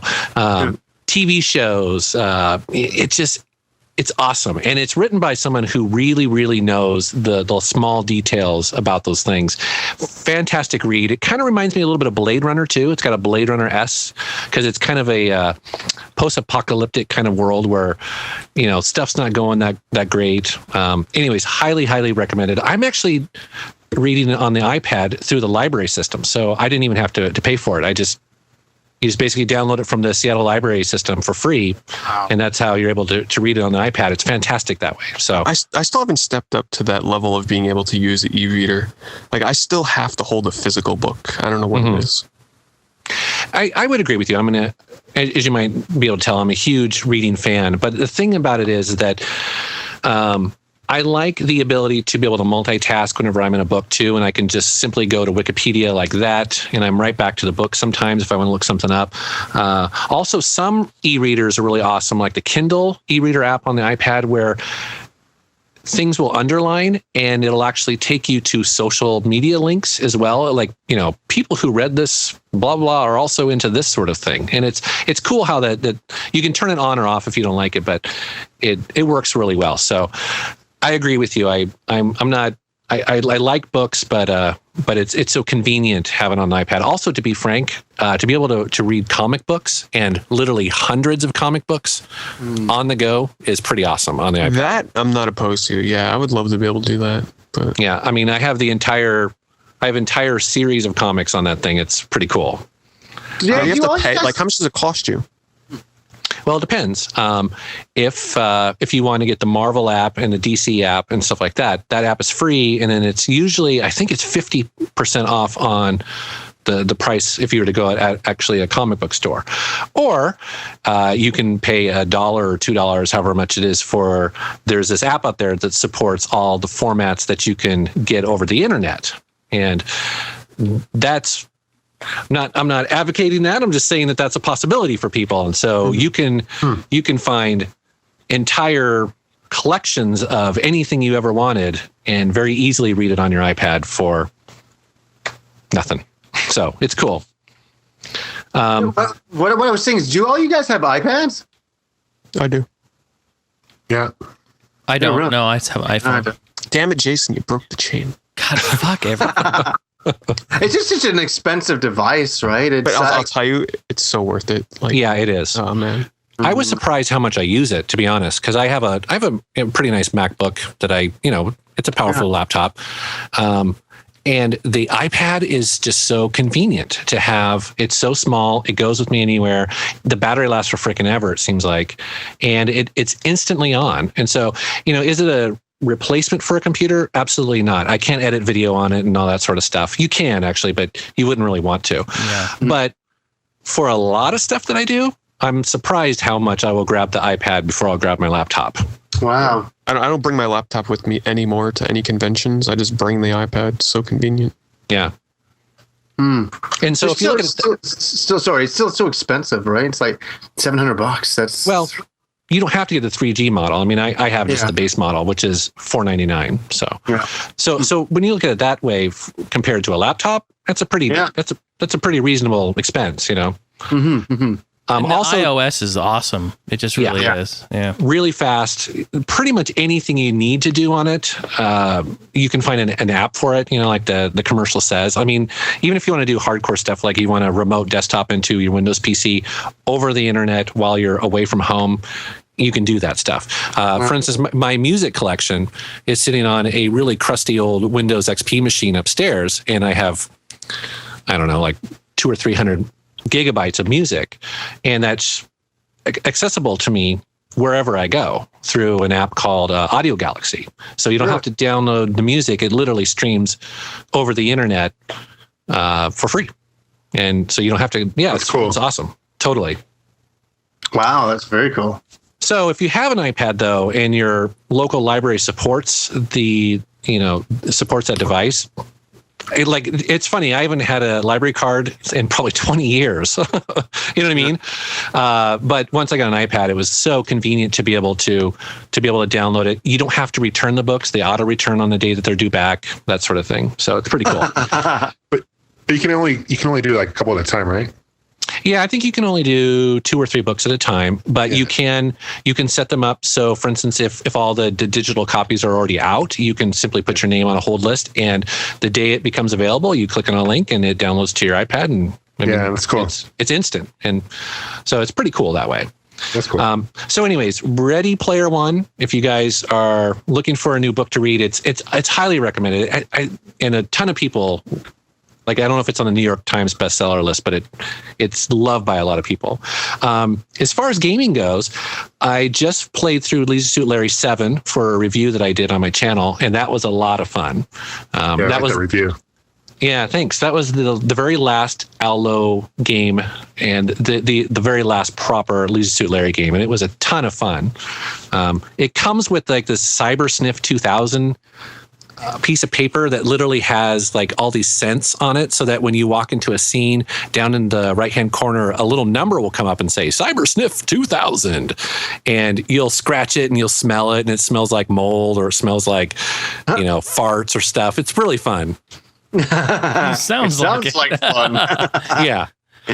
And it's also really racy too. It's actually, again, if you have a good sense of humor, the Leisure Suit Larry games are a total blast. Yeah. Oh yeah. And then I am going to talk a little bit about some iPad games I play. Hope you guys don't mind. My wife got me an iCade. Do you know what that is? Oh yeah. Oh yeah, yeah. The device for the iPad, right? Or iPad. Yeah, exactly. It's a half size stand up arcade unit that is Bluetooth enabled, and it works with the iPad 1 and 2, and it has pretty high quality arcade joysticks and 6 buttons on it. And there are literally at this point hundreds of games that support this. And so she got me that. And right around the time she got me that, actually, a guy in the Apple App Store slipped through a MAME emulator. Typically, did you get it? I did. Me too. it's freaking awesome. And so basically using your file system, when you plug in the iPad to it, you can just copy over ROMs, and now all of a sudden your iPad is a pretty decent full speed MAME emulator with this stand up arcade unit. But here's the catch, though. Don't get people too excited. That MAME program was pulled from the App Store within hours. That's why I was on Joystick. They put it up. I saw that. They're like, get it while you can. I'm like, yep, turn my iPad on, get it. And they took it off like right after. Oh, yeah, it is unfortunate. But now once we have it on there, it's on there for good. Yep. Yeah. How do you get ROMs onto the iPad? For those who want it, they get. For those who want it at this point, probably you'd have to jailbreak your iPad. So it's not the most optimal thing. So, yeah, I know it's kind of unfortunate. It was actually up for, I believe, a couple days because. But you're right, though, because essentially they were very sneaky. What Apple does every year is that they, right around Christmas time, they freeze the App Store. So no one can upload anything. No patches can go through.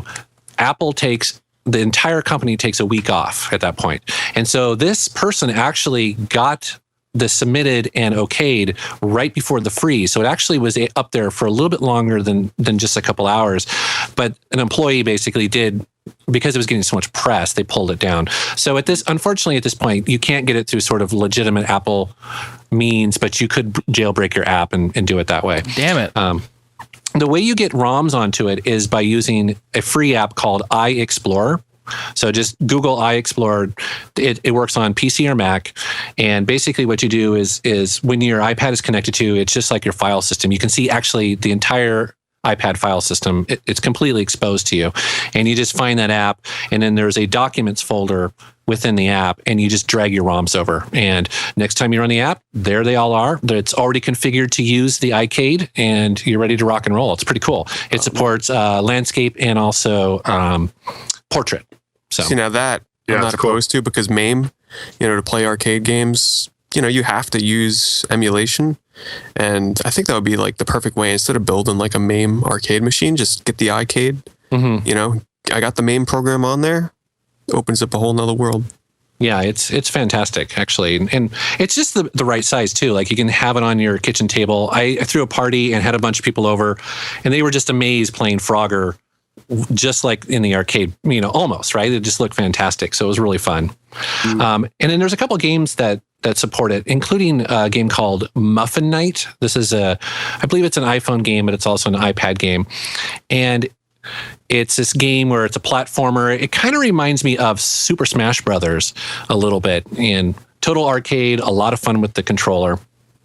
Also on the iPad, I've been playing Real Racing 2 HD. Not a new game, but it's one I got on sale over the Christmas break. And essentially, it's a lot like Gran Turismo. Very realistic driving, high-resolution graphics, very realistic-looking cars and things like that. It uses tilt controls, but the tilt controls feel right. Like, you're not struggling with them. So that game's a ton of fun. What else have I been playing? Also, on the Saturn, I picked up finally a copy of Darius Gaiden. Oh, nice. Yeah, love that game. So that was really fun. Been playing that a lot. And then finally, actually, I just got into a game that Mr. Pete Dorr helped me buy while I was in PAX. And I mentioned it earlier, and that is Astro Boy, the Omega Factor on the Game Boy Advance. Finally got around to playing that game, and it's freaking fantastic. I know. Yeah, it's a really good game. but I'm surprised because I remember standing in that store and you're like, well, let's introduce, because I was going to bring it up earlier, but you guys, I didn't want to interrupt you. But when I was at PAX in Seattle, and you guys remember, if people will listen to earlier episodes, I got stranded at PAX because of the hurricane, so my flight got canceled and I had to stay there for like an extra 3 days. So Jason was kind enough to offer to take me around to some local game stores on one of those days, and yeah, we had a blast. How many stores did we go to? We went to like 4 of them or something, right? 3 or 4. Yeah, we went to a lot of them. Game hunting. I put up videos on my channel, and I spent a lot of extra money, but I think it was totally worth it. And actually, it was really interesting hanging out with you because, I feel like I know a lot about a lot of different games, not to toot my own horn, but, in my little small circle of friends, I know a lot of about them. And it was really interesting being around you and just being, wow, you would pick out the most obscure stuff I would just completely have passed over, and you're like, nope, you got to buy Heart of Darkness. Well, really? Really? Okay, you know. And it's got the 3D glasses. So I'm like, okay, you know. He's like a video game pimp. I'm telling you. Pimping him out. He's almost like Obi-Wan Kenobi in my mind, you know, without the beard or all that. You know what I mean? But Nice. he's just he's the Jedi about obscure games. And yeah, you saw a box copy of Astro Boy on the Game Boy Advance, and you're like, dude, you got to buy that. I'm like, I don't know, man. You know, I don't know, man. You know, you know your stuff, but I don't know. You know, but you're absolutely right. The game is so fun. It's a treasure game for those that don't know, and it's a cross between a beat 'em up and a shoot 'em up, and the game kind of goes back and forth between that, and it's just so well designed, so much fun. I also really like the fact that once you beat it the first time, it really kind of opens up the game, and you sort of, because the game deals with time travel, at the end of the game, you're playing through levels again, but you have a whole new perspective on the story. It's actually pretty clever, I thought. It's about, how long did it take you to complete it, if you can remember about? Well, I'm only on my first playthrough, and it didn't take too long. Although the last level where you have the boss battles in sequence, I think there's like 4 boss battles one right after the other. That was pretty tough. I got kind of frustrated with that, so that took me many tries. I want to say maybe 5 hours. Yeah. Does that sound right? I don't know. It's been a really long time since I played it. This is why I forget, because if I go back to play it, you know, if I want to bring it on a plane with me on one of my many trips this year, I know what to expect. But yeah, and the great thing is it's really not an expensive game. So it's pretty cheap if you pick it up online, you know. Yeah, I think, what did you pay, $6 or $7 for it? It was pretty cheap. With the box and manual and everything. Yeah. Like it was mint condition, Really good yeah. deal. Yeah, totally. It's a really good deal. And it's one of those games where I would have totally passed up. Actually, during that trip, I ended up getting a bunch of sort of weird games that I just wouldn't have picked up, like Flip Nick, which is that pinball game. Great game. Yeah. So much fun. Yep. Just a bunch of stuff like that. So that was kind of cool. And then kind of to round up the other games I've been playing, Skyrim, I have to mention that. I'm between my wife and I with 2 different characters. We're 230 hours into that game. It's freaking amazing. Well, how many characters have you guys made? 2. So my character, I kind of stopped playing my character at about 100 hours. I felt like, okay, that was cool. Tons of stuff still to do. What kind of character did you make? What kind of play style? Oh, I love playing like stealth. So it was a lot of stealth, a lot of magic, and to give you an idea, like I completed the thief part of it, where you basically get all the bonuses for having the gloves on that allow you to backstab and things like that. But a heavy magic user, destruction magic. So, and then Rebecca's playing a very similar role, but with her character, we're going much further. We're kind of going for achievements, to be honest with you. So we're doing all the side missions and stuff like that. We're trying to find all the shouts. We're trying to find all of the. Are you using a artifacts. walkthrough to do that? Occasionally, there's a Wikipedia article dedicated to Skyrim that we've used a couple times when we're really stuck. But for the most part, I haven't really had to. So, but yeah, it's a fantastic game. I can't believe how good the game is. And this is coming from a fan of the Fallout games. The Fallout 3 was awesome. Really enjoyed Oblivion. They nailed it on Skyrim, I think. It's obviously at 230 hours, you can tell. I'm enjoying playing it.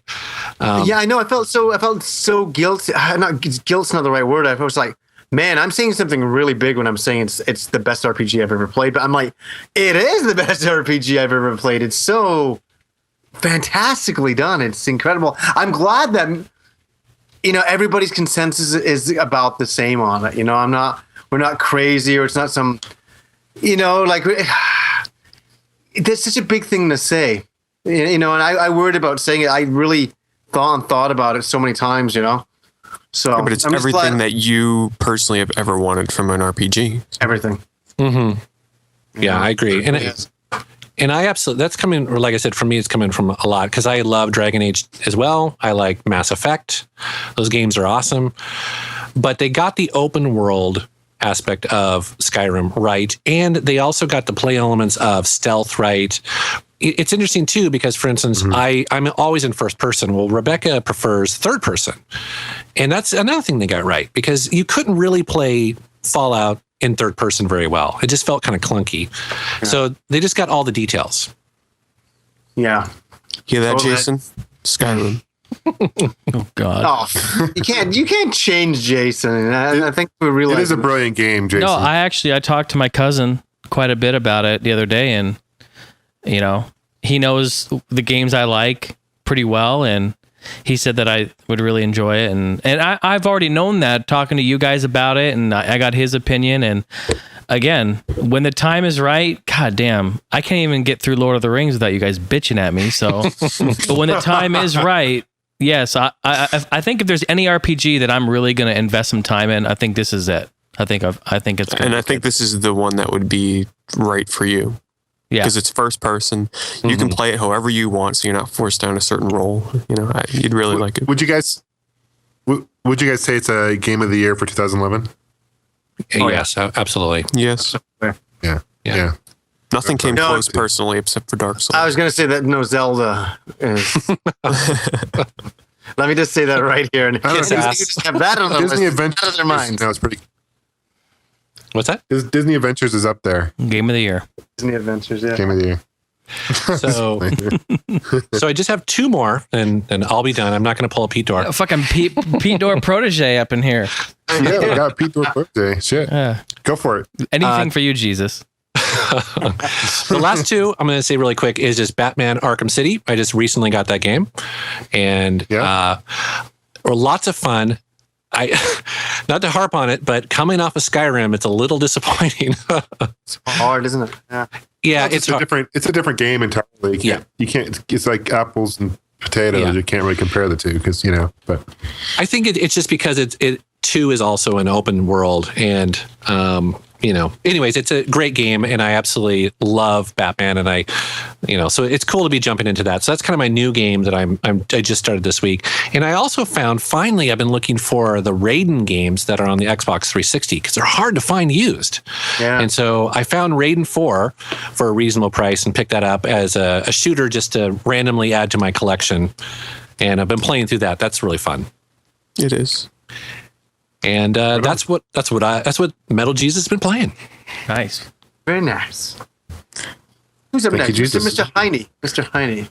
Well, I'm still unpacking, getting things in order. Obviously, it's no excuse, Jason. Yeah, I'm just I can't do this. I can't do this anymore.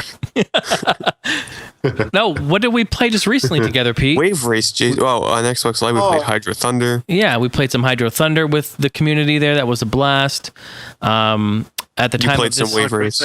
Yeah, I set up the game room. I was streaming that. That was good, and I popped in some Wave Race. Oh yeah, I got it on my little Sanyo CRT TV. God, it looks great. Got the inputs right on the front of that bitch. That's how you do it. No digging in the back. Screw that. Well, except if I got some S video, which, you got to do that if you got it. But so, yeah, I did some of that. We did some, what else did I do here? Did you play some Mortal Kombat or something according to your gamer tag? Yeah, I did. Pete, would you go check out my gamer tag?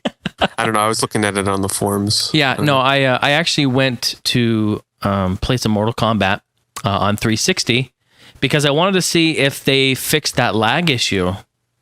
You guys remember when that came out? Any of you played it online? It was like freaking slow-mo. And it was just driving me nuts, driving everyone nuts. And I went to their Facebook page, and people were just lighting it up about it. Anyway, they posted, hey, we know that there's a problem. We're going to fix it. We're going to patch it, la da da. Well, that was like 3 months ago. And I hadn't played it since. I was like, I wonder if they fixed it. It did download a patch, but I went to play online, and no one was playing it. So I was like, So I played through a little single player on MK2 for a bit. That was cool. I just love that game. Mortal Kombat franchise. It's good. So the first and second one where I'm the most nostalgic for. Yeah, me too. Me too, definitely. 1 and 2 is where it's at for me. So we did that. At the time of recording this right now on Steam, Flat Out Ultimate Carnage, actually, all of the Flat Out series, who didn't call that or anything, going on sale. So the Flat Out 3, the one I talked about, that was pretty pretty shitty and not worth the $29.99. Well, it's on sale now for I think $9, which is kind of iffy. But the whole franchise is on sale. So guys, if you're on, well, shit, they're not going to get this until way later. Damn. Yeah, forget that. Anyway, well, it's on sale right now for like $6. Flat out Ultimate Carnage for PC on Steam. I hope you have it. Can't do a thing for you. But so Twitter, send a tweet out. Yeah, I'll tweet that. I put it on my Facebook already. Hopefully people will see it. So other than that, what else did I do? We played last Tuesday briefly. We played some of that Sega Sonic All-Star Racing. Johnny, What the hell happened to you, Jason? You know what? We did one race and you disappeared. No, I did 3 races. And then I was like, well, I didn't know I disconnected it. I was talking to you. I got the new Xbox Bluetooth headset, the new one, and I was trying it out. And I guess if I hit the button or something, it like drops me or disconnects me or mutes me or I don't know. But That's a good button to have, isn't it? yeah, I just like, oh, done here. Bloop, boop, done. No, it was cool. So we played that. We played about 3 or 4 rounds, whatever, with you guys. It was a lot of fun. We got to do that more often. What a great kart racer. We talk about it all the time. It really is. It really is good. Yeah, Yeah, it's because you definitely. beat me in a race, and then right after you were gone, I was like, that bad. Well, what was up with our chat? Because I could hear Johnny and I could hear everyone else, but I couldn't hear you. I don't know. You were muted for some reason for me. I had to unmute you like the next time we played online. It was like the translator between these two. It's funny, actually. Yeah, it was. Pete says this to Jason. Jason says this to Pete. It's like passing notes in resource class. What the fuck? So that was cool. We did that. And really, guys, that's been about it. I spent a lot of my time just bringing up boxes and games from the garage and moving them in and setting the game room up. I got my studio in order. So going to get back to doing a lot of streaming. So, big shout to that, the EMU review on Twitch TV and also my DJ streams. Look, guys, be on the lookout for that because I got a whole new setup here and I got some surprises in store for the setup here. Maybe a little bit of a show going on top of the music. So I don't know. Jason Heine Radio is what it is on Justin TV. So that's about it for me, you guys. Nice. Yeah. What about you, Mr. Gamester81? Well, I've kind of been on a big Neo Geo fix recently. I've been playing a lot of the MVS, the arcade. Start with Football Frenzy. Has ever played that? It's a fun football game, very similar to like Tecmo Super Bowl. If you ever played that for the NES, very similar gameplay. It's got a side-scrolling kind of action game. You only have about 6 plays to pick from, whatnot, and a really fun one. Neo Drift Out, which I know, Jason, you're a big fan of. Yeah, love it. Really fun racing game. Almost kind of like an RC Param kind of style to it. It's classic. It's you against the timer. A lot of fun. Metal Slug 3, I think a lot of you guys probably played that. Puzzle Bobble, really fun game as well. I enjoy that. It's supposed to match up multiple colors with these, 3 in a row. Mr. Do for the Neo Geo. Have you guys played Mr. Do for the Neo Geo? It's it's a classic, very similar to the arcade, but it's got updated graphics. The sound is great. Mr. Do is kind of like a Dig Dug clone in a way. Mm-hmm. And very similar. At least the original arcade one was. Bomberman as well for the Neo Geo. Been playing that quite a bit. A really great Bomberman. Polestar is a shooting game. Ugh. I'm sure Johnny's played that before. It's a classic. What? You don't have the actual MVS cart for that, do you? No. You'd like play? Yeah, I was gonna say. I've been wanting to get a hold of that game. Well, the graphics are beautiful, man. AES cart's like $1,000. Even the Neo Geo CD version is about $100. Wow. No, I have a multi-cart, so it's on that. Okay. So, okay. Yeah, that would make sense. And Alpha Mission 2 is on that too, which is a great shooter. That one actually, that's kind of Alpha Mission 2 is more like a 1942 style shooter. Top down, going up, and the power ups in that game is just crazy. Wait. Like the is that the game where you play as a dolphin or whatever? Alpha Mission 2. No, your ship. Okay. Yeah. There's some shooter that shooter gives in the option to play as a freaking dolphin. Yeah, there's another one where you play. Isn't that an overhead Sonic shooting Wings game? or something like that. Yeah, I know the one you're talking about. It's like the old World War II Yeah. futuristic inspired planes. I know what you're talking about. Yeah. Well, it's kind of like Overhead. It was like Alpha Mission 2 is like that too. And there's another one where you play as dinosaurs. I forget that. It's a more of a art type style. Like, what's it called? Do you know, Johnny, what I'm talking about? Sorry, what's that? The one where you're dinosaurs. You're fighting dinosaurs. Prehistoric Isles. Isn't it? Prehistoric Isles. Yeah, that's a fun one too. Yeah. That's the second one of that's great. Yeah, really good game. Yeah. Wait. In addition to So just to what? To tell Pete. What? In the middle of game Sonic Wings 2, I think it is, isn't it? Okay, yeah, probably. No. He was saying he just plays a doll. Fuck Game Stern is fucking game. Fuck you, dude. Fuck you. I'm talking. It's rude. It's rude. I just playing. Oh, I'm sorry. We got Jesus in the room. I'm sorry. Yeah, forgive me, Jesus. Sorry, Jesus. That's right. Jesus Christ. Come on. All right. Baseball Stars 2 is classic. I always enjoy that one. The great baseball one. That's pretty much it for the Neo Geo. I also been playing a little bit of PS1. I think I mentioned this a couple episodes ago. Jurassic Park Warpath for the PS1. It's a fighting game where you're I was just watching videos of that.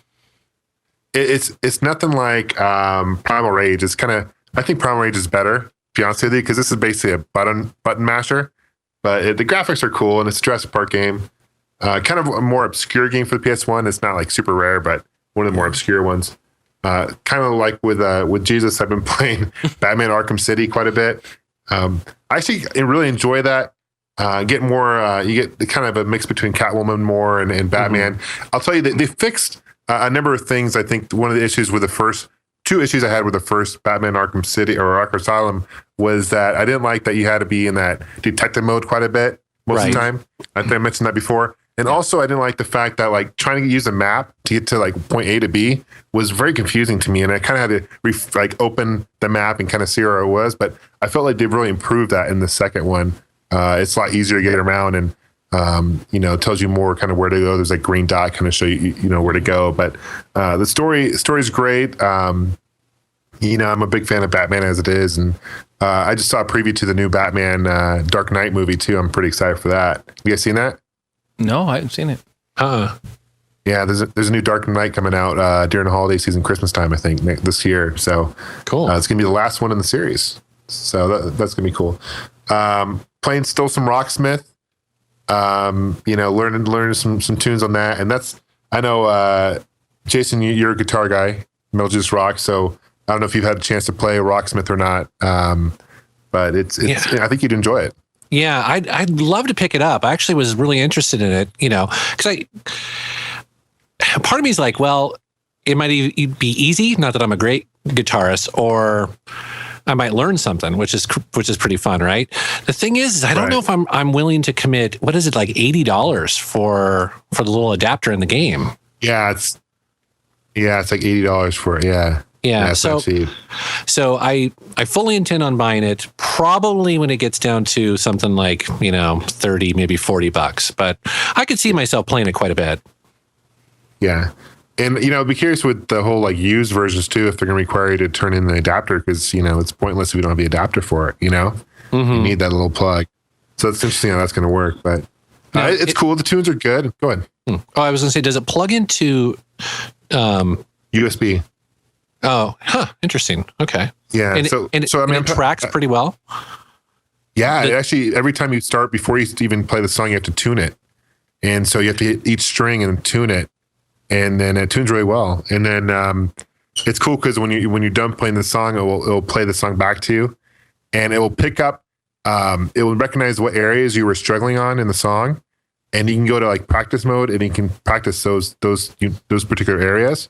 And I've noticed that even when we try replaying the song, say I got a 77% of the notes I hit, and you replay it, it'll make it a little bit more difficult.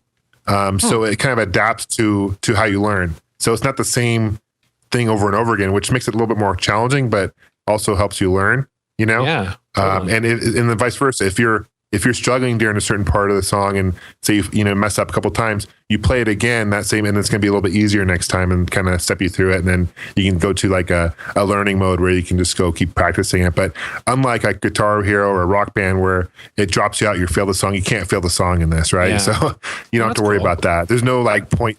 There's not really any point per se in it. But there's a whole bunch of mini games to it as well. Like there's some arcade mini games. Like there's this one where these ducks, you have to hit these ducks flying around. Dynamite ducks is I think what they call it. No, but it's but so the whole idea is like you have to hit these chords and if the duck flying around, you have to hit the right chord.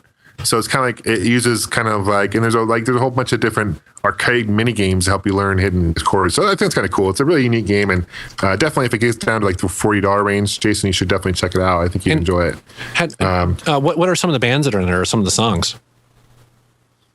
Like Nirvana, and it's just got, I think there's like 50 different tunes. Okay. I've been playing quite a bit. It's got a lot of the like 90s alternative music, but it's also got like Rolling Stones, isn't it too? Okay, so like classic rock and stuff too. So classic rock, alternative, and kind of a nice variety of music, So it's cool. That's it for me. Like console gaming. I've also played for 3DS. I beat Super Mario 3D Land finally. It's a good game. Very challenging. It's first half of the game is very quick, kind of short. I know Pete, you've played it before. I have, but did you get all the golden coins and stuff? Because supposedly I haven't done this yet. No, either. I didn't get all. Yeah, you get all the coins and then you open up like all new levels where it's a lot more challenging, supposedly. Wow, no, see, I haven't. See, that's the hardest thing is getting those golden coins. So it's like I got to the point like level 5 or world 5, and you're supposed to you have to get like X amount of gold coins and have to go back. I had to go back and get more, and there's certain stages you have to do that. But it's a really fun Mario game, and you rank up lives like crazy on that game. You do. Yeah. But like the time I'm world 5, I already have like 70 lives or whatever. Yeah, same thing. Yeah. But it's a good one. I definitely recommend. I think it's one of the better games for the 3DS I've played. Maybe Mario Kart 7, which I also have been playing recently, is pretty fun too. I haven't been playing much online. I know, Pete, you have a really tight community. I need to get more online. Disappointing. I know. That's like the foundation of that game. Jason. I know. Fucking 3DS and Mario Kart. You need to right now. Get out to the stores. I'll be right back. There's no lag I played before. There's very little lag. I just don't like that you can't talk to people on it. Well, that's stupid. We get around that. We get on Skype and we play. Okay. See, but you shouldn't have to do that. That's stupid. You should have to. I don't know. It's That's true. my little Yeah. rant. They're coming out with a little a joystick adapter thing. But come out with some voice chat option. Yeah. That's what they need to do. Just a couple more games. Whipped out the classic Game Boy, the gray one, and played some DuckTales. I don't know. For some reason, I just felt like playing it. It's been a long time. So I know I played a lot for the NES, but I haven't really played too much on the Game Boy. It's pretty much the same port, but gotta love those classic Capcom games for the Game Boy NES. It's awesome. Yeah. And I love how it's like Mega Man where you can pick your own world and stuff, and kind of start from there. And it's just a great game. Mm-hmm. Played some of the Play Choice 10 arcade, which is basically a stand-up Nintendo NES, and played some Ninja Gaiden. Classic, man. I actually beat that for the first time. Back in the day, I never really beat it, but it took me a while, but it's a really good one. And also been played Mario Brothers 2 and Baseball Stars for the NES. So that's it. Nice. Yeah, Good stuff there. All right. Mr. Yeah, I've been pretty busy. Busy playing. All right, Johnny Millennium. What's up, man? What are you playing? Let's go to Pete. Pete. Okay, Pete. Yeah, he froze up, so he's reconnected. Johnny will be back soon, hopefully. I've been playing more Star Wars Old Republic. Not as much as I was. I'm trying not to get addicted to that game, so I'm actually going on. This is my second day now where I haven't been on it yet, so I haven't been playing it too much, which is good because I don't want to get addicted to an MMO. But I am level 26 or 27 right now on that game, and it's a lot of fun. And I just have to say, I think I'm going to do a video on this thing. But anybody that's ever played an MMO and you don't like having to use like the keyboard and mouse to play because you can't keep up with the crazy key bindings and shit that you have to do to play those games at the pace that they go now. You have to get, it's called the Razer Naga mouse. It's a mouse with 17 buttons on it. It's insane. On the left side, it's a regular mouse. It's not like one of those crazy huge ass like stationary mouses. It's a regular wired mouse, but on the left side of it, where your thumb rests, are 12 buttons that essentially they bind to your 1 through 12 keys on your keyboard, which you use to play the MMO. So as I'm playing, instead of using my keyboard, I play the lazy man's way, and I play the entire game with my mouse. It's unbelievable. The only thing I use my keyboard for is just like hitting Shift and Alt and WASD for moving, and that's it. So this has made playing MMOs unbelievably much easier than it's ever been. So best investment I've made for my computer in a long time. I've also been playing a lot of Mario Kart 7, a lot. Every night I've been getting on, well, not every night, but 2 or 3 nights this past week I've gotten on with the YouTube community, myself, Holly, Dog on My Lens, Quick Freeze, Clivo, Nostalgic Dan, Josh from Games of War, Sinister Moon, a whole bunch of other people, and we get on and we play on Skype. So we play like 5 hours. We're on until like 4 in the morning playing this game, just bullshitting on Skype, and it's so much fun, like just laughing and screaming at one another for blue shells. And if you play Mario Kart 7 online, like it's fun, but when you have voice chat, it's taken it to a whole nother level. And I have reclaimed the #1 spot on the leaderboard because I took a little bit of a break off from it. And unfortunately, Clive lost the community. We had like 250 members, and then last night they bumped it down to 200 all of a sudden. So they like wiped some players out, and poor Quick Freeze lost like 300 points on the leaderboard. So we're not sure what's up with that. But God, does that game run flawlessly? I'm telling you, Jason, you have to get this game for the 3DS. You know, it will be the first game I buy for it. The online is we have so much fun on there. And John, you need to play online sometime. Next time we play, I'll send you a message on Facebook or something. All right, yeah, do that, please. So yeah, a lot of Mario Kart. Another game I've been playing, I'm going to be posting a video on it tonight or tomorrow, and it's a game on the PlayStation 1 called Speed Freaks, or Speed Punks, if any of you ever heard of this game. Was it also called Speed Devils?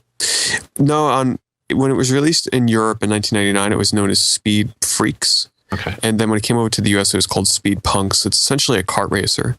But it's you know of it, Jason? Yeah, I got it. I own it. Mm-hmm. It's a very colorful, very cutesy kart racer that it's an obvious ripoff of Mario Kart, like right down to every weapon that's in that game. But I was so surprised at just the presentation of the game. It's unbelievable looking.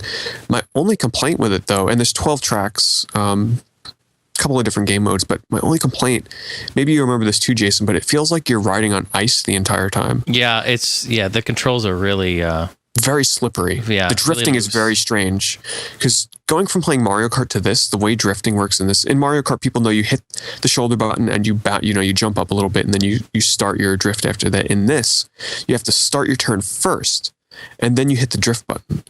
So you have to be into your turn and then you can start drifting. And even then you lose a lot of control of your kart. And overall the controls are just, it's kind of hard. Like it's so hard. It's hard to line up getting the power up item boxes in the game and like the boost tokens. So, but once you can kind of get it down a little bit, it's a pretty enjoyable game. Really cheap. I'm posting my video on it so people can check that out. What the hell? Well, last episode I did a really quick thing. We didn't really do games we've been playing, but I did mention that I played Rayman, and I finished Rayman Origins on 360. That's a really good game. It quite honestly, it wasn't as good as I'd hoped it would be when they first showed off the original trailer. I felt that a lot of the boss designs and the quote gameplay that they showed off in the initial trailer was kind of lost in the development period. Because a lot of enemies tend to repeat themselves and a lot of level designs kind of felt the same after a while, but that doesn't mean it's a very repetitive game. It was very, very enjoyable. I'll just say that. One of the best looking platformers I've ever seen.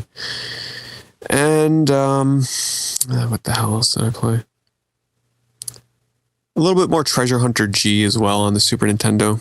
About 5 hours into that now. Really enjoying that. And that's about all I can remember.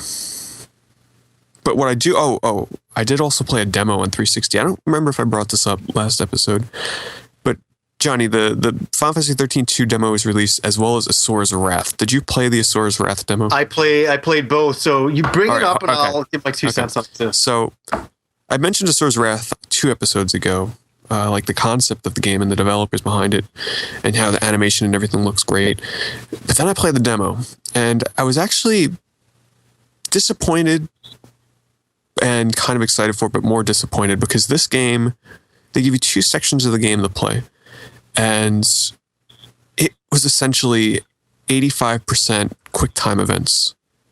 And it had like this really awesome presentation to it, really awesome art style and character designs. But this game was playing itself like no other game I had ever played before. You know, Heavy Rain is a game that's built around quick time events and stuff like that, but it works. But this, it just felt so generic and it felt like it should have came out like 5 years ago, back when quick time games were still kind of, you know, they were still kind of acceptable. But now building an entire game around very basic quick time events, it didn't seem right to me. It seemed so surreal, didn't it?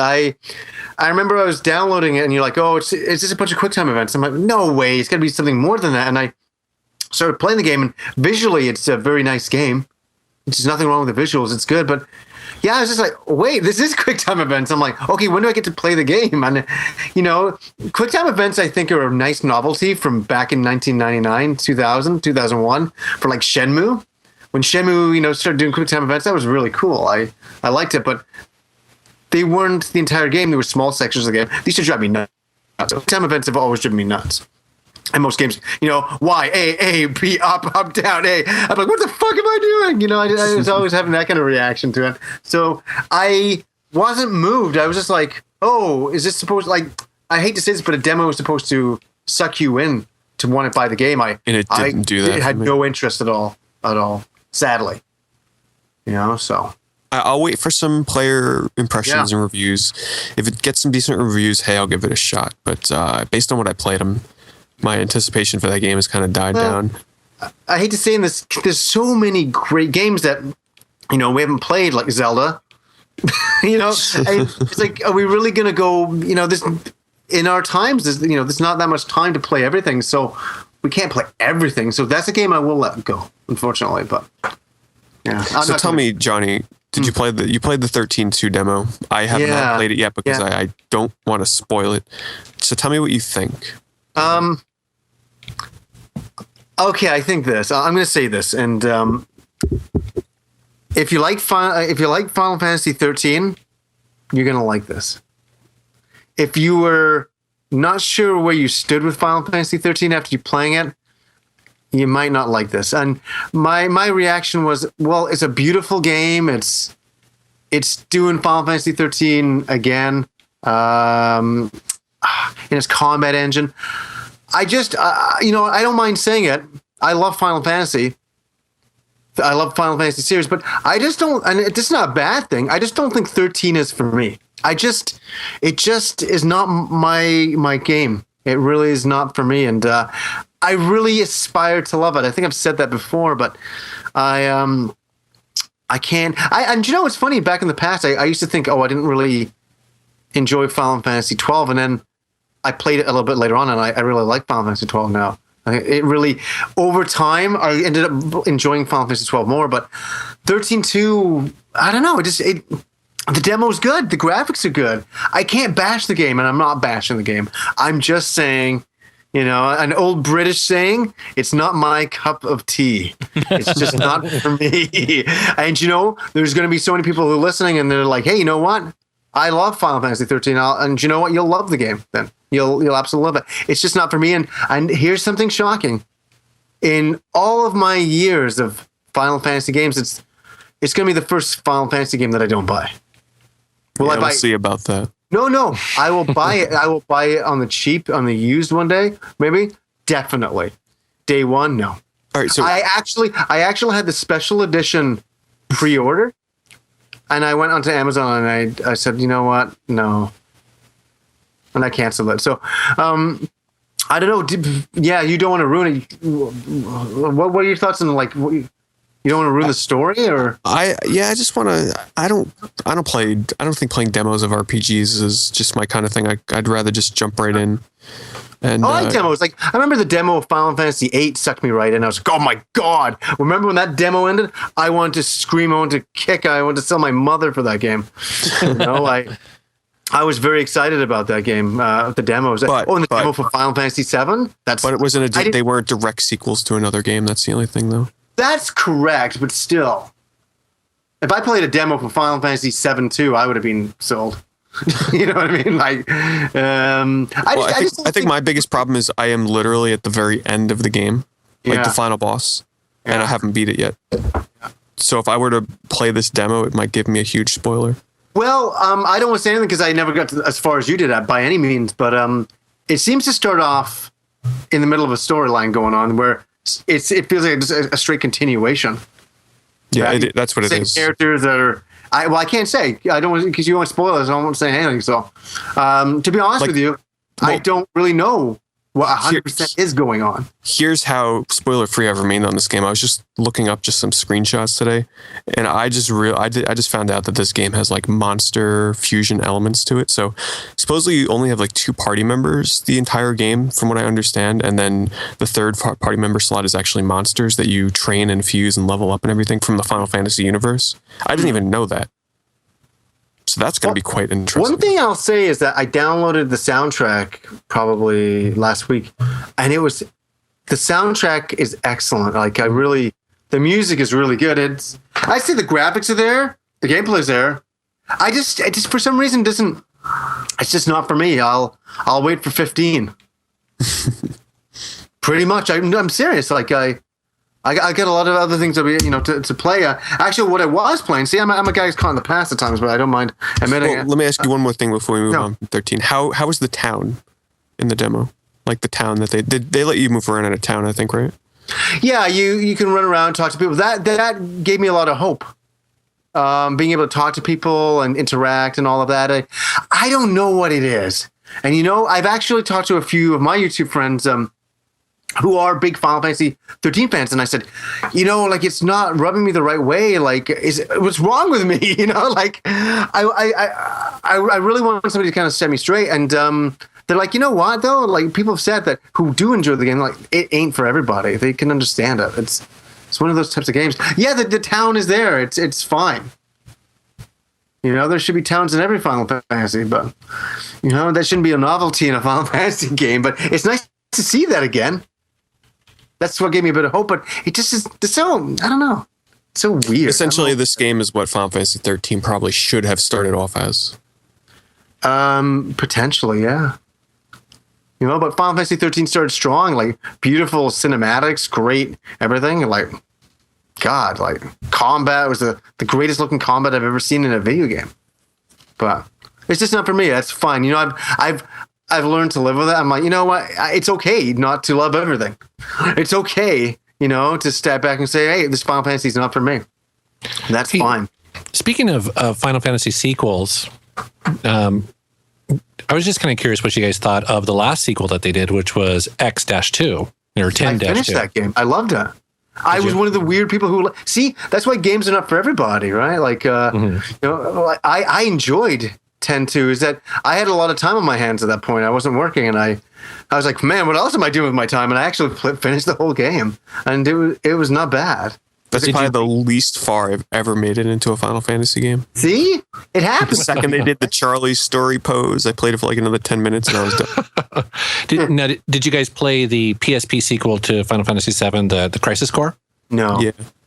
I kind of enjoy I kind of liked it. That game, yeah. Yeah, it's more of an action game, really, but it had just enough Final Fantasy stuff. Plus, I really felt that the backstory or the side story that they did with Final Fantasy, especially the ending, was pretty cool. I was kind of surprised. Yeah, because they're just following the Turks, isn't it? Boy, I don't remember. It follows his friend, right? Yeah. Yeah, I know it's a long time ago. That's why I should have refreshed my memories as well. So it has been some time. I just remember being surprised because, as you know, like some of the sequels, because they also released a PS2 sequel to Final Fantasy VII. What was that called? Dirge of Cerberus or whatever. That was that shooter game. That was a little bit, yeah. That was not highly well received, we'll say. Yeah. With Vincent. Yeah, that I passed on that. Yeah. I think a lot of people did, unfortunately. But hey, for anybody out there who's excited about getting Final Fantasy 13-2, please go and get it. I'm not saying it's a bad thing. I'm just saying that I don't think it's the thing for me. Definitely. But moving on, the only other game I've actually been playing is Seiken Densetsu 3. And who the heck was I talking to? I got a friend of mine at work that's finished the game, and he's always ragging on me that I haven't gotten further into the game. And I'm like, well, it was never released in this country. The only way you can play is a Well, ROM. to clear that up for people, it's Secret of Mana 2, right? Yes, if you want to call it. Yeah, absolutely. Yeah. On the Super Nintendo, we begged, we pleaded, we asked, and they never gave it to us. And it got huge rave reviews in Japan. And it was one of those things that back in those days, you're like, why are you releasing these games? And it didn't make any sense. And a lot of frustration on that. So the only way you can play it now is in a ROM, and a translated ROM. And it's a great game. If you like Secret of Mana, you will enjoy this game. I'm only a little bit into it. I pick it up, I play it for like a couple hours, I should say an hour and a half, and then put it down, and I've got to go back to it again. At least I'm further ahead than I've ever been in it before. So I'm just glad to kind of be starting that. It's one of those Square RPGs that I've always said to myself that I should try to get through a little bit more. So one of my friends said to me, when you get about 5 hours in, it's just awesome. So looking forward to that. But that's all I've been playing. I played Sonic Racing with you guys last week, and that's been about it. Oh, it's because it was my birthday weekend and all that. So happy birthday, Johnny. Hope you had a good one. Thank you. I'm 45 years old. Yeah. Hey now. Yeah, we know. Easy now. Jesus is in the room. That's right. Jesus can't hide my birthday from Jesus. He knows. He knows. He gave you life. He will take it. All right, guys. Well, it's a wrap, huh? I think so. We've been going forever. Did you have Ever's a long time. Did you have a good time, Jesus? We just want to make sure your night was good. I had a great time. I've been looking forward to this for quite a while. Not to kiss your guys' ass or anything, but huge fan of the podcast. Been listening every week for a long time, so it's been cool being here, man. Yeah, well, we had talked about it a long time ago. Even like I remember after PAX, we all came back and were like, that Jason, what a nice guy, And then they found out that they weren't talking about me, of course. It's this other guy who was just so much nicer. But honestly, we thought you're an awesome guy, and you really helped out Pete. And I'm actually, for PAX Prime this year, I would like to stick around an extra couple of days. I'm trying to plan that out because I want to go game hopping with you guys again. Hey! I was going to speak about that. Hey, the same thing. What I'd like to do this year is go down a little bit earlier. I don't know, Jason, maybe we can talk about it. Maybe you want to do that or not. But I was saying to Kim, I said, it'd be so nice to go down to Oregon for a little bit before PAX. I know. Yeah. Anyways, I don't know. We'll talk later. Yeah, because, I got my whole family there. So that's where I'm going to be, and I'll probably just drive up. So I think we can totally work that out. Go to some arcades, some game hopping. Yeah, definitely. That'd be fun. Right around Portland and Vancouver, there are some awesome retro gaming stores too. So, absolutely, I'm game for all that stuff. So, well, we got a long time before that, so we'll work something out for sure. Yeah, definitely. Be good to plan it out. Sounds like fun. Totally. Well, cool. Yeah, thanks for having me on, guys. Thanks again, guys. It was good times. Yeah, for sure. Definitely. Awesome. Anytime. Well, I guess this is where we say goodbye. No. The hardest Love you time. It's very hard to say goodbye to Jesus. It is. This is crazy. That's right. Always keep me in your heart. That's all I ask. Just keep Jesus in your heart. I'm just gonna picture 6'4", just looking at me. Just long hair and metal. Rocks. That's right. All right, we'll see you guys. Love you guys. Bye. All right, see ya. Love you guys. Bye. Bye. See you, Pete. I don't love you guys that much, but yeah. Bye. See ya.